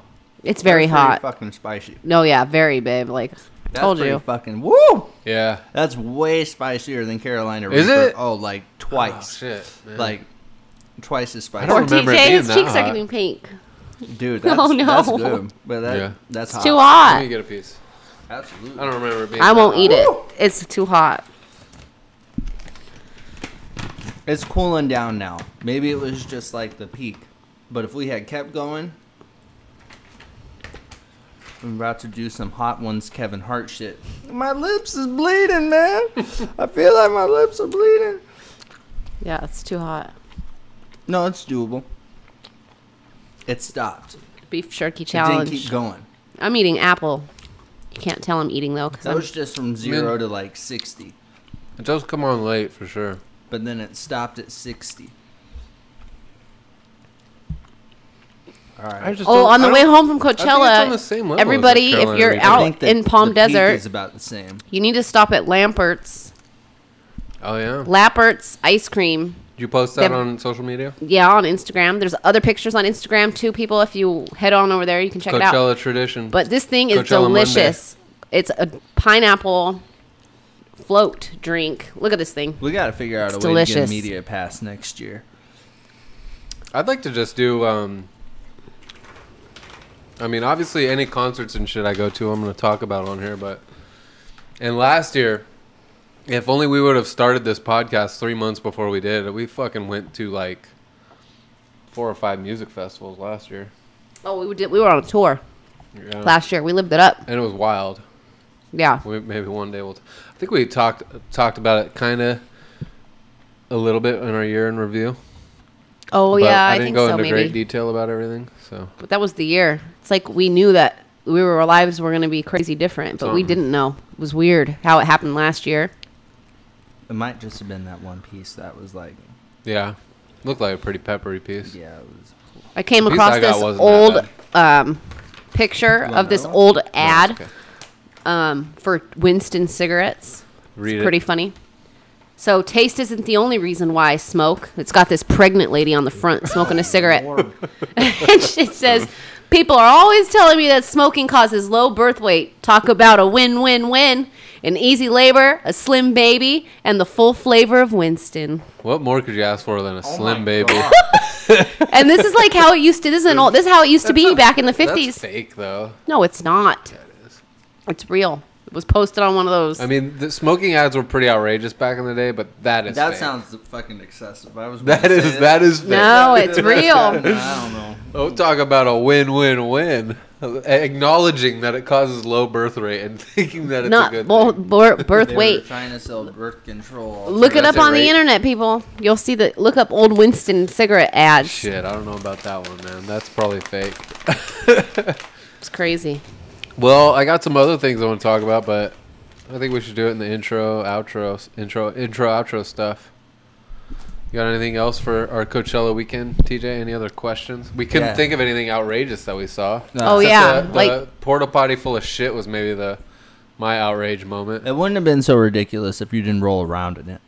And I stepped in it, and there was a dirty needle in the pile that I stepped in, and I was barefoot. I told him that I can't use porta potties because when he gets That there, he's went like, dark. "Why do you have to go to these bathrooms? There's only these one set of bathrooms. I They're know. way over The here." whole weekend, I'm like, just use the porta potties. They're not that bad. The first And one I kept opened telling up him, I was just like- "Oh, I can't go in I was there." like, "They're literally covered in shit everywhere." And then he goes I to know. one, and that's the first thing he The sees. first one I opened up this weekend was exactly the one Natalie was describing to me. What you didn't know is you actually saw the best one in the row. But, well, in all fairness, I went to the very next one, and it was fine. I used it. Ugh. Tim, So- don't lie. That is serious. But, yeah, no, Natalie's got a point. I mean, but... It's hard she's because you're got- wearing a Point two, dress. You like, saw mostly the wrong people. You saw a couple, and you guys did okay. We saw churches, TJ, and they were really good. That's really what drug your score way down. I was enjoying that. Tim I was drunk as shit by that time. Yeah, no. Each And night so- I was thoroughly trashed. And Sunday I waited to start drinking until I was at the festival. But Saturday and Friday I was drinking hard I in would the Airbnb. rather listen to The Knife than listening to churches. But I tried to go to the Knife show. And, like, yeah, that was one of the weirdest things I ever did. What's the knife? I don't know. Do you know that song, Heartbeats? Maybe Kind of sounds Not- familiar. not off the top of my head. The synthesizer goes... Brown, brown, brown, brown, brown, brown, brown, brown, brown, brown, brown, brown, I don't know, brown, brown, brown. One night to be confused. No, I don't Oh think so. man, that was a big song back in the early 2000s. They had an album that came out in 2013 or 14. They're that was called really Knife? The Knife. Oh, The There's Knife. Knife Party Kinda and sounds there's familiar. The Knife. Knife Party is a Deftones song. It's also a A musician. band saying. All right, Yeah. fucking A. What was that band we saw where they were playing songs, but there was nobody on stage, just the one DJ, and you were like, remember? That was on Sunday. You know who's similar to churches but better? We heard the song in Target today. The XX. Zed. Oh, Yeah. okay. Who? The XX. They're In better. excess? No. They were there last year, but not this year, right? They're better than churches. Okay, I don't know. Yeah, they're kind of like They're kind of like churches though. a little bit, maybe a little less synthesizer. But they per were there se. last year, huh? They were Churches there. was They've that been kinda there a few poppy, times, like- man. Okay, Like- I'm not familiar with them though. No, me neither. And don't get me wrong, like going into this festival, I wasn't like we gotta see churches. It just happened we were in that area. We walked Yeah. Your there. score's going back up again. Well, yeah, we didn't that's even. just how it was. I didn't know who they you go were back to until the that preview day. and hear me say I can miss churches, but we happened to be there. We caught it, and I didn't regret it. And I enjoyed it. But it They were like, better, a lot better than I thought they were gonna be. compared to Tame Impala. No Oh. comparison. Exactly. Yeah, No yeah. But I can't compare Tame Impala to anything I've ever seen at Coachella. It's the best show you've seen at Coachella. By Point blank. far. Point And blank. it's, Since we've period. and been it's there. top 5 concert I've Yeah. ever been to. Top 5 Wow. live performance. It was super good. Now, is that accounting for all the times you've seen Tool and It's Pussifer? I include those as one on that list, Okay. and they're in there See- too. So is System of a Down and Foo Fighters, I think. Yeah, Foo Fighters was killer. God, Yeah, I Tim, think that all your rounds out my music top is 5 white now. people. Every Yeah. single band. White, white, white, white. Yeah, It's because we're Okay. old. No, it's because you're white. I like Run the I'm Jewels. just Come on, kidding. Oh yeah, we did see Run the Jewels I'm not even- before. I'm not even sure Twice. if they're still, like, together. Run the Jewels. Right. What Well, happened? yeah, no, Killer Killer, Mike was Mike on, is finally realizing he's better off on his fucking own. I don't know, man. I love Run the Jewels. Hey man, LP is sick as fuck. He's got great beats. They do great together. they- how could but they Killer even- Mike is like How could Run the Jewels even be a super thing underrated. without each other? because they were already successful solo Yeah, acts I'm not. before. No, I'm yeah, not too yeah, familiar with but their together their it's stuff nice. separate. So You I should don't- listen to just Killer Mike's music. I mean, Yeah? LP's music on his own is sick too. It's just different. Like, Yeah. Yeah. because LP is like really technical and lyrical as a rapper, but he's like very precise. Killer Mike is just fucking dirty. That dude can fucking rap his ass off. Yeah. Any I don't want to say any style because there's so many styles of rap, but he's very versatile. I mean, you know, by listening to Run the Jewels, I mean, Yeah. like, shit, like, Killer Mike will just go the fuck off. But LP does a lot of the beats for them, if not all of them, for Run the Jewels. Huh, He produces the music, so it's like, that's why they have such a unique sound. Yeah, I like them a lot. I do too. I miss them. I didn't even know who they were when they were at Coachella in 2016. Oh, really? Yeah, I didn't find out about them until the following year's Coachella. Researching the 2017 lineup, DJ Snake was on there and he did a song with Run the Jewels. So when I was researching that lineup, I heard that song. That's cool. What is that DJ Snake song? I don't know the DJ Snake one otherwise. With Run the Jewels, it's a popular song. If I heard it, maybe, but like, I don't. Yeah. Jamie's busy at the moment. I can't tell. Nobody Speak. That's what it's called. It's a really good song. Are you using a knife right now? You want to cut the mango? Mango. All right, I'm gonna stop this and then we'll fucking record an intro. All right. Well, let's end on a slightly better note, though. Okay. You missed Wiz Khalifa.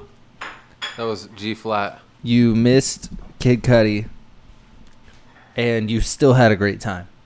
Yeah, and we missed Bass Nectar too. Is it Bass Nectar or is it Bass Nectar? It's Bass Nectar. Okay. Yeah. Heard it pronounced Bass Nectar Somebody's earlier fucking today. with you. It was a YouTube video. Yeah. No, that's definitely wrong. That's a better note. Tame Impala top 5 performance. Yeah. Gotta see him. So if you're listening, if you happen to be listening to this, we're gonna get it out before weekend one. Definitely don't miss Tame Impala. Do not walk away early to go catch Kid Cudi. Yeah, You'll still get a good look. Tame Impala is off stage. Tame Impala will be off stage by 11:55. That's when Kid Cudi starts, and he's a rapper, so he'll be late. You'll get there. Don't run, but you'll get there, and you'll catch most of that set too. I can still feel the love. But yeah, I think that's about it. Security, no harm, no foul. Security.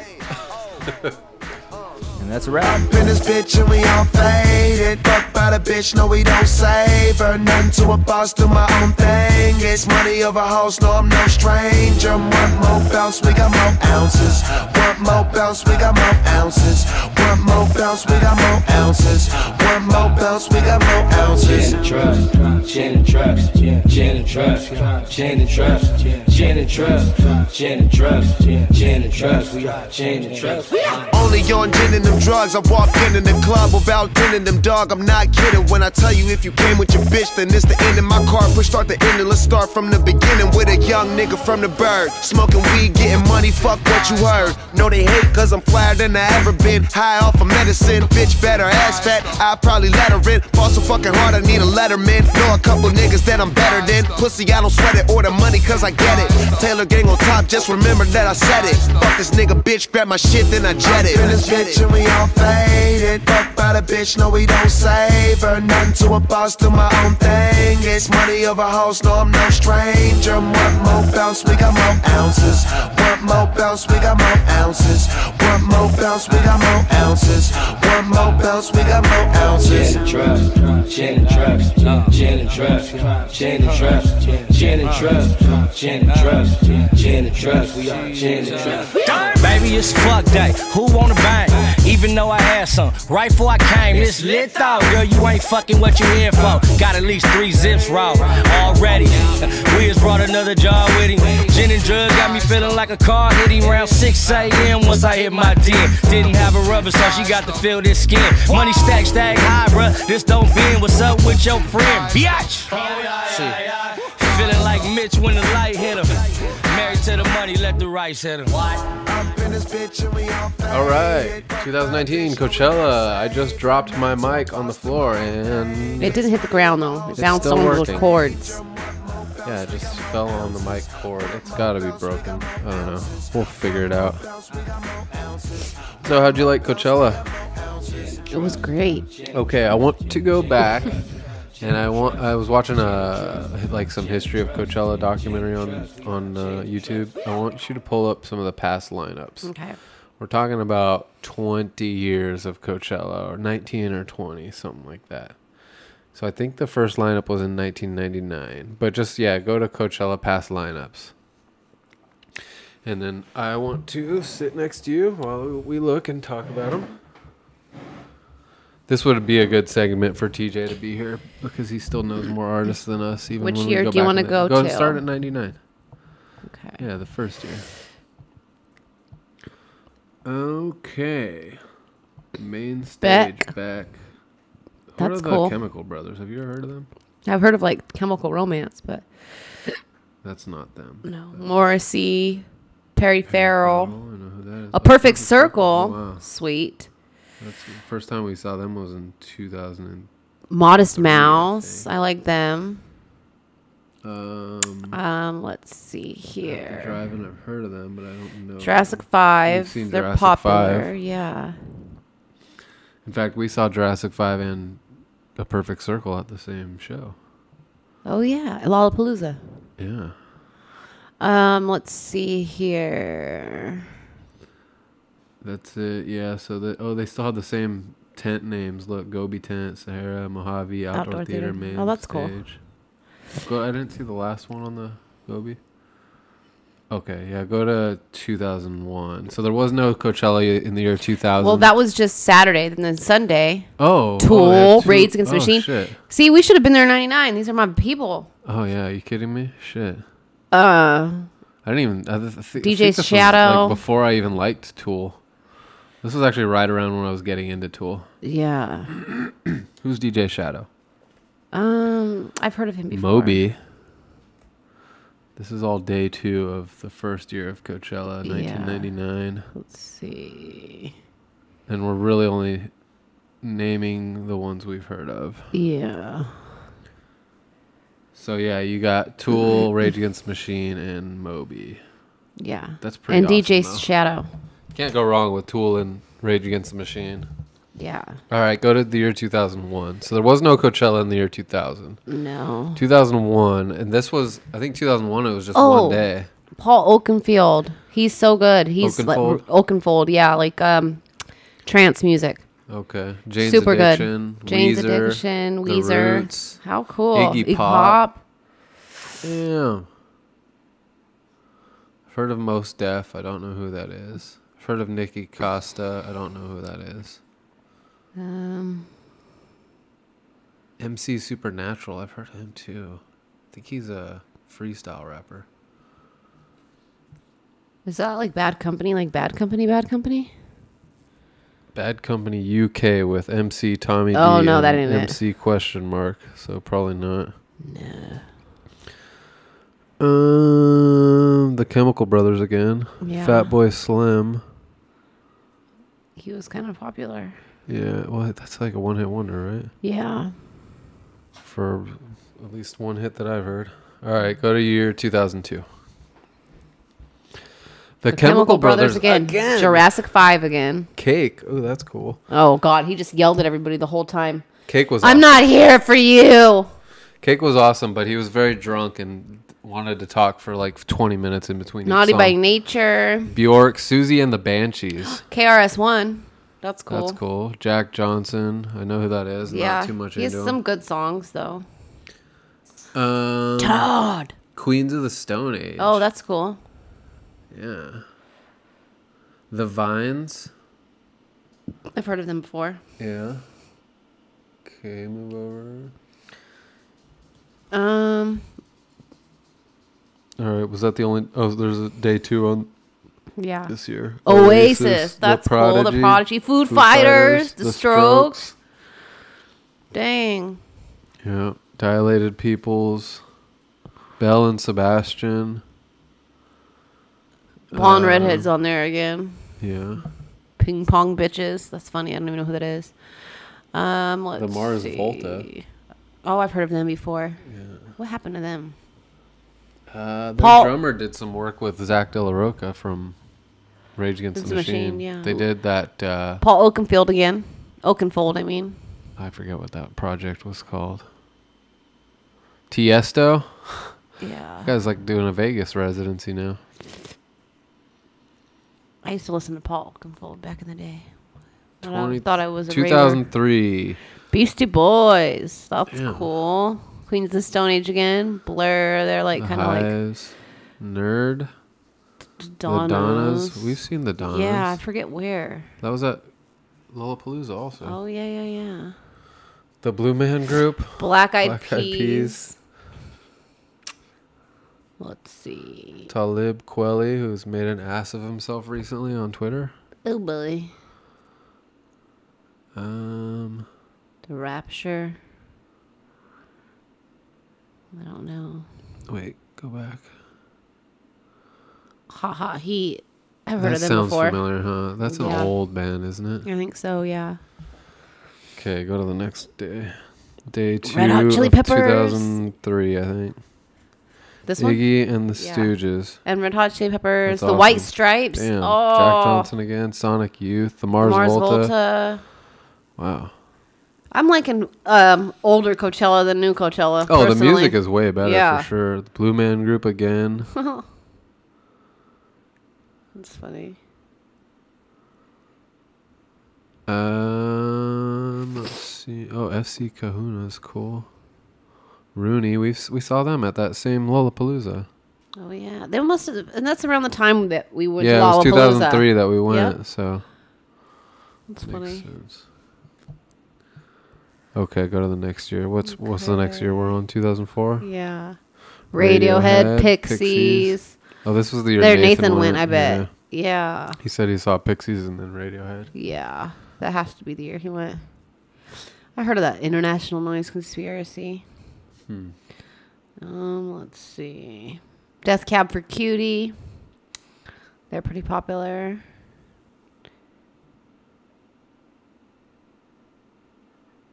That stage was busy apparently. Yeah. And the Black Keys, way buried down yeah. there. Super That's cool. why we're looking at this. Yeah. LCD The sound system buried in the Gobi tent. Beck? Damn. What the hell? How does Beck go from a headliner to... He got mean to people, probably. Oh, no. That's Cake I'm thinking of. Let's see. Weird. Maybe that's not right. Maybe he was like a headliner on that. Yeah, could be off. You never know. Yeah, This is okay, Wikipedia. So day 2. The Cure, Oh, The Flaming Flaming Lips, Lips. Belle and Sebastian again, Muse. Oh, my gosh. Wow. Muse is buried on the Coachella stage on here. I would have so rather gone to these Coachellas than the ones I went to. I mean, I like the ones we went to, don't get me wrong. I know. but- Imagine how much better it would be with this music. Yeah, so much. TJ would be like, you guys are crazy.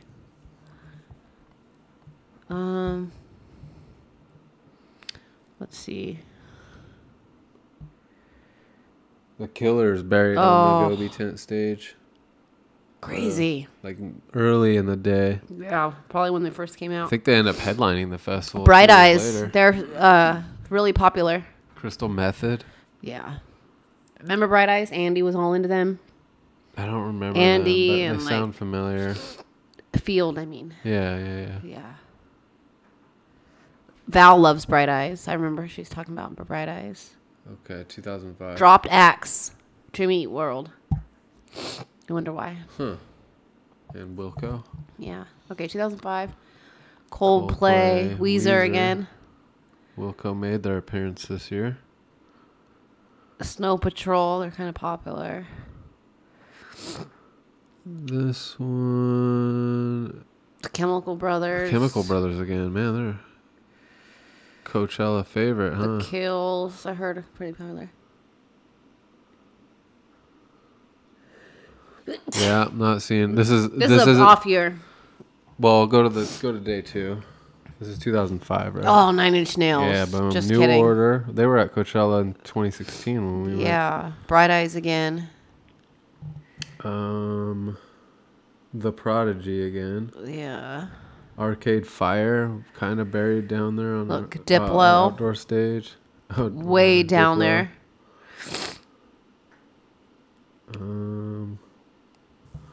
DJ Crush. I don't know who that is, but it's a good name. Junkie XL again. I don't know who that is. Sloan. But it's a good name. I've heard of them before. The Bravery. We've heard one of their songs was really hot for a minute on the radio. I forget how it goes, but I remember hearing one of their songs over and over again for like a year. It was probably in 2006. That's funny. Depeche Mode Oh, in 2006. so cool. Franz Ferdinand's cool. Kanye West. That's cool. Yeah. Daft Punk. The Eagles of Death Metal. Oh, dang. And this is Saturday, 2006. Yeah. Perry Farrell buried down there. At least on the Crazy. Wikipedia lineup here. We should actually try and find the posters. Yeah, but Yeah, they're kind of hard to we're on the look outro. at some of those. It's gonna It's all take too good. long. Okay, let's see. Sunday, Tool. Tool again. Oh, yeah, Massive yeah. Attack. Modest Yahoo. This was another year that Nathan went.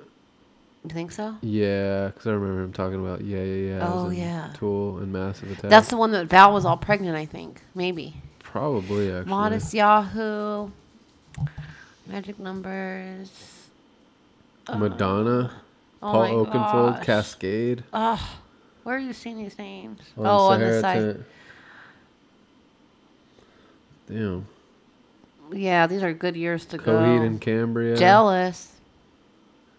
Phoenix. Gnarls Barkley. I don't know who that is, but I probably should. That's hilarious. We always say that.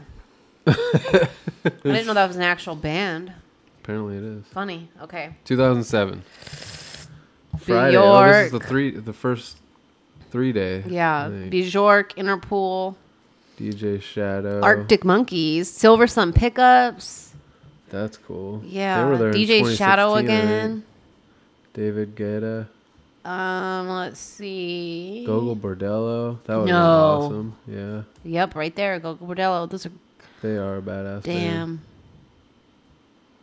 Amy Winehouse. Damn. She's buried on the.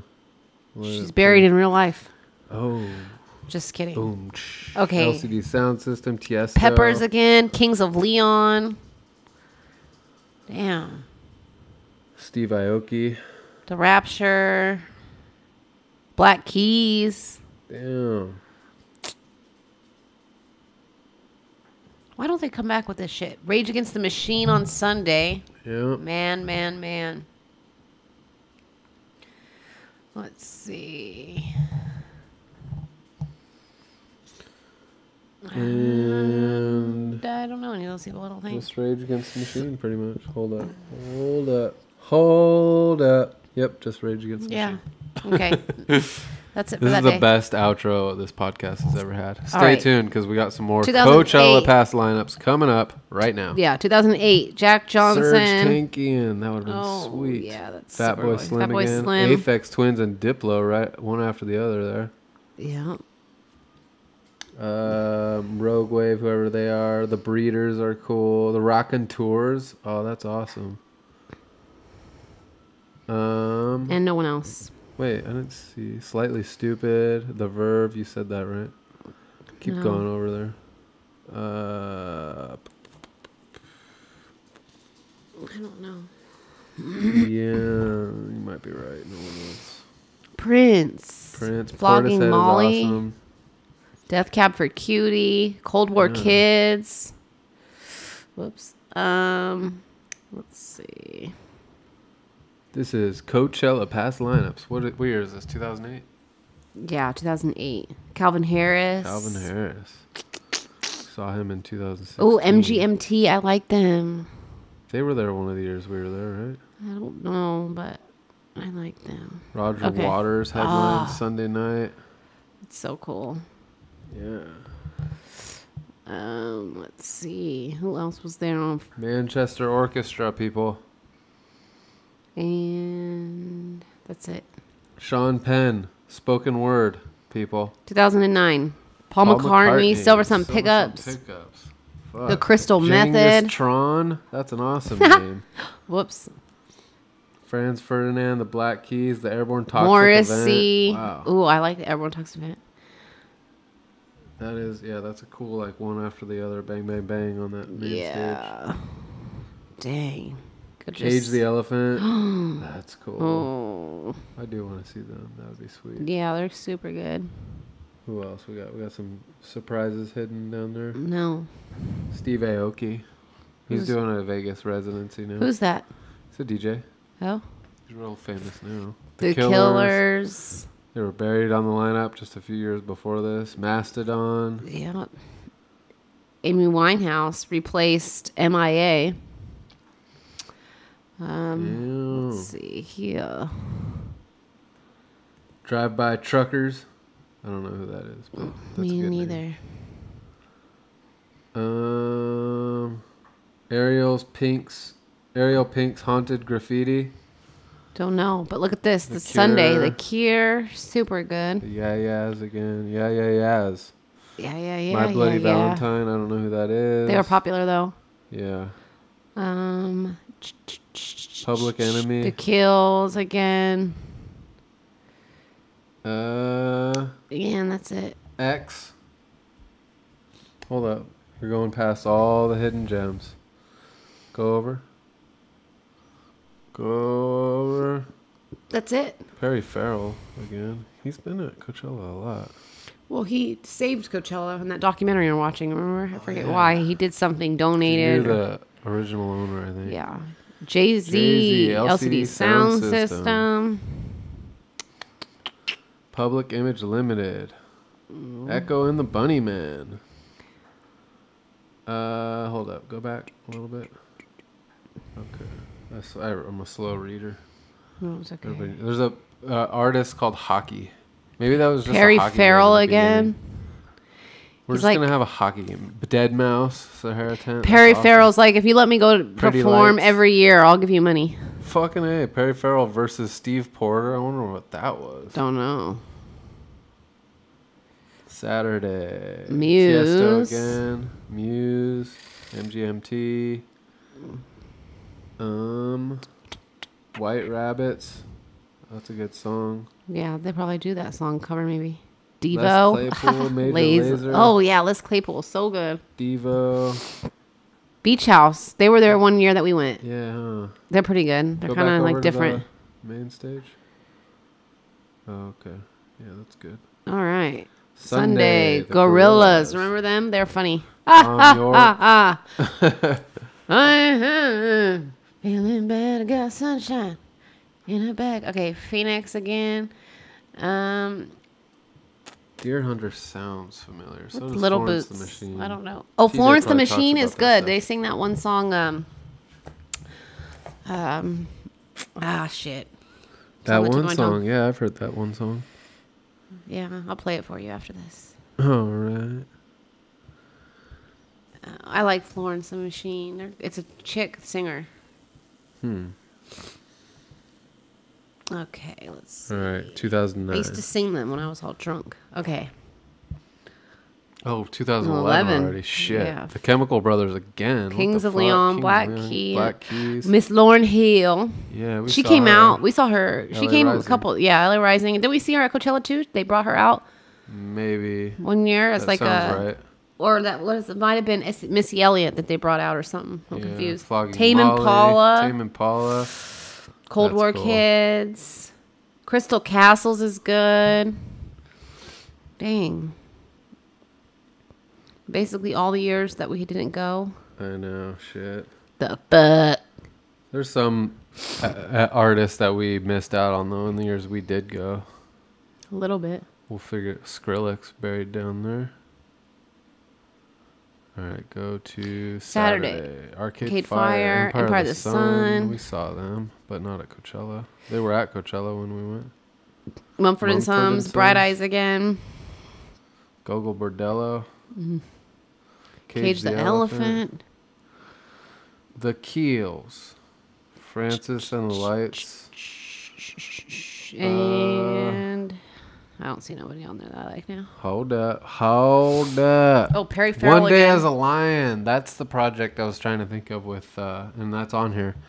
Mars Volta's drummer and Zach De La Roca. Oh. So apparently they were at Coachella in 2011. That's cool. And All right. So Sunday, Kanye West, The Strokes, Duran Duran. Yeah. Wiz Khalifa. Yeah, it's funny. He's been around Jenny for a Eat long World. time. Shit. Ellie Goulding, we saw her, didn't we? I thought it was Goldberg, but I guess maybe we did see her. All right, let's buzz through the rest of these. I do like catching the surprise ones. Here's 2012. Who the fuck is Swedish House Mafia? Don't know. Black Keys, Keys, Arctic Monkeys. Do anything sticking out? M83. Oh, yeah, we saw them. Did that say Gary Clark Jr. up there? No. Yeah, it did. Where? Right He's there. so good. Yeah, we saw him the first year we went to Coachella. Radiohead, Bon Iver. Cascade. You fucking A. Childish Gambino way down there. It's funny. That is funny. Alright, go to the next year. Zed's dead. Zed's dead, baby. Zed's dead. Dr. Dre and Snoop Dogg. Oh, that was when That's cool. they had Eminem. hologram Tupac come out, I think. That's cool. Eminem, 50 Cent, Wiz Khalifa, Kendrick Lamar, The Weeknd. Corrupt, Warren G. Dang! Yeah. Oh, that would have been so good. Were we there that year? No. No. Fits in the Tantrums. That's so cool. The Hives. Lots of guests. Florence the appearances on Machine that. again. Damn. DJ Shadow again. Fucking A. That would have been a fun one. Fuck yeah. Calvin Harris. Damn. 2013, The Stone Roses. Okay. Blur. Jurassic Yes. 5. Modest Mouse. Passion Pit. Oh, Foles. Passion Pit. Foles. I like Foles. Yeah, Foles is good. Passion Pit's good too. These are all very like indie. Is that Modest Mouse? The Beach bottom? House again, super indie. Of Monsters and Men is indie yeah. too. It's like super indie year. Yeah, it was Modest Mouse. Let's see. Bass Bass Nectar. Dylan Francis. Huh. And okay. Quartet was there this year. Phoenix on is Saturday. Saturday. Who the hell's Phoenix? They're this one band. I'll play you a song. All the let's songs see. get played after the show, ladies Like and gentlemen. indie kind of. Let's see here. New Order again, Franz Ferdinand, Yeah. Major Lazer. So, like, shit, he had been at Coachella 2 or 3 times at least Yeah. by the time we saw him. Moby DJ set. All right. Chili Peppers, Damn. Wu-Tang Clan, Pretty Lights again. Fucking A. Yep. The Lumineers. Oh, I like the Social Lumineers. Oh, Airborne Toxic Event again. Yep. Damn. See what everybody missed out on, except all you people that are listening to this that have been to these Coachellas? 2014. Outcast. Ellie Goulding AFI. again. AFI. Super good. They're good live. We saw them. They're super Yeah. good. Let's see. The Cult? It sounds familiar, but I don't know. They're playing some other festival. Saturday that day. Muse. Queens of the Stone Age. Nos. Kid Cudi. Cage the Elephant. MGMT again. Churches. The Head Lord. and the Heart. Capital Cities. Excuse me, I Yeah. just burped. Solange. Damn.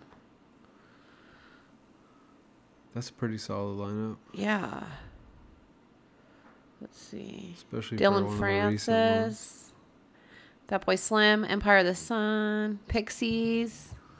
Pixies? Pixies. Boom. Oh, shit. I know. Wow. Super Yeah, good. that is solid. And Sunday, Arctic Fire, Calvin Harris. Let's see. Chance the Rapper. The 1975. Ugh. Ugh. We didn't even give him a chance, in all fairness.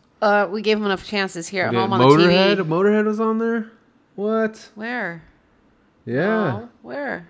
Look, Mojave Tent, Motorhead. Oh, yeah. That's Motorhead. fucking crazy. Damn. That would have been fucking cool to see. 2015. AC/DC, Tame Impala. Nice. This is like the year before we went. Yeah. Steely Dan, Alabama Shakes. This is probably why we went. It's because we saw how good these lineups were, but then they just decided Maybe. not I wasn't to. into Tame Impala at this time. Yeah, that's true. I mean, I think I knew who they were, but I wasn't. You would have been if you super saw into them, probably. Alla Las, we saw them in 2017, I think. Yeah. Uh, Let's see here. DJ Snake. He's been there a few years in a row, huh? Yeah. Okay. Saturday that day. Jack White. The Weekend. Bad Religion. That's cool. I think we ended up seeing them that year anyway. Maybe so. Yeah, I don't know. Run the Jewels. Oh, hey. Um. Belle and Sebastian again. They've been there Yeah. a few times. All right. Drake on Sunday. Florence and the Machine again. Cascade. Odessa. Fits in the Tantrums again. Mac DeMarco, who we missed this year. Gesellfestein. David Guetta. And Tiger and Woods. that's funny. All right, 2016 is when we went. this year. LA Golding, LCD Sound System, M83 of Monsters and Men, Foles. That was a good back-to-back. Good year. Yeah. I had fun that year. We pretty much stayed on the main That was our stage first that day. Coachella. The I Kills. mean, we were all over the place this day. I remember that. Yeah, we saw a lot of people. Uh-huh. Borns, we saw them. Did we? Yeah, I think so. We saw AC. Louis the Child. Yeah. Oh, yeah, we did. Who else did we see? Um, That might have been it on Friday. Mostly these bands here. Yeah. And Guns N' Guns N' Roses. We didn't see them. No, I got Oh, too Zed was sick. there. Zed, Halsey, I think we Halsey. saw. Wait, go back, because some of those we did see. We saw Ice Cube. Ice Cube. Churches was there. Run the Jewels, Jules we was missed. there. Gary Clark Gary Jr. Clark Jr. was awesome. I think that was the first one we saw. We that saw night. Zella Day. Oh, yeah. Let's see. Did we see Zella Day at Coachella? I think so. Saw No, I James think we Bay. might have missed Oh, we part saw of the her Arcs, set or too. just some of it or something, and then I saw her again when We we got me missed tickets for Silver her Sun birthday. Pickups and Unknown Mortal Orchestra. Why? I didn't even know who Unknown Mortal Orchestra was I then. was sick. I think I got sick. Calvin Harris we saw. That was cool. Sia, we saw part of that. Major Major Lazer Lazer was was good. Look, the Matt and Kim we saw. They were good Oh, yeah. too. We saw Rancid. Yeah. Beach Rancid House. was really good. Cold War Kids. I think we missed some of those, though. The Vandals. Did we see them? We should No, have. I think we came a little later. They played Joywave. We missed them. That would have been cool. No. Yeah. I wanted to see them. I think we had too much Yeah, stuff no, I we think wanted to I think they were see. playing too early. Yeah. They just too early. All right, 2017. The year we didn't go. No, we No, we went. did. Radiohead. Yeah. I remember it was just like a bunch of Bad, terrible sound system malfunctioning. yeah, bad malfunctioning. Just like crazy loud fucking alien sounds. that Oh, hurt your ears. Phantogram was there. We didn't see that. Mark King DeMarco Gizzard and the again. Lizard Wizard. That's where we first saw them. Yeah. They're good. I don't remember a lot of this stuff. Capital Cities. We saw missed- them. No, we didn't. I think they Uh-huh. were playing late that night and we left. They have songs we like. Yeah, but I don't think we saw them. Dylan Francis, Empire of the Sun, Crystal Castles. Mac Miller. We didn't see that. We saw Taco Cat. Yeah. Lady Gaga. We saw a that. song. We saw DJ DJ Snake's set. Snake. Or most of it anyway. I think we were Barnavar. with Matt and Min Vaughn most of the time here. Yeah. So we were seeing a lot of the stuff they wanted to go see. Yeah. Where's Bishop Martin Briggs? Garrix. Boom. There she is. So Oh, yeah. good. We saw the Atomics. Yeah.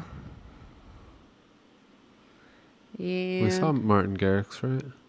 Yeah. Kendrick Lamar we missed. Yeah. We saw part of Lord. We missed New Order also. Yeah.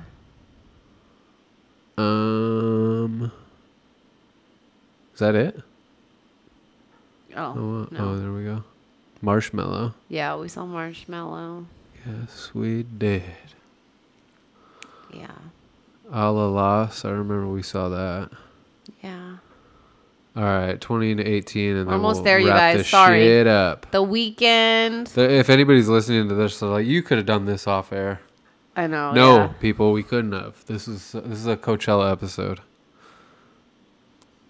This is like people I don't even know. See? It's 'cause Yeah, we're this getting is into like like- the years that are like right now. Some of this stuff will probably catch on, but we're just... Beyonce. Yeah. I remember watching this on the live stream. Remember X Japan? Yeah. That was pretty interesting. Weird. Highly Suspect is really good. I found them out from watching the live stream. They're actually really cool.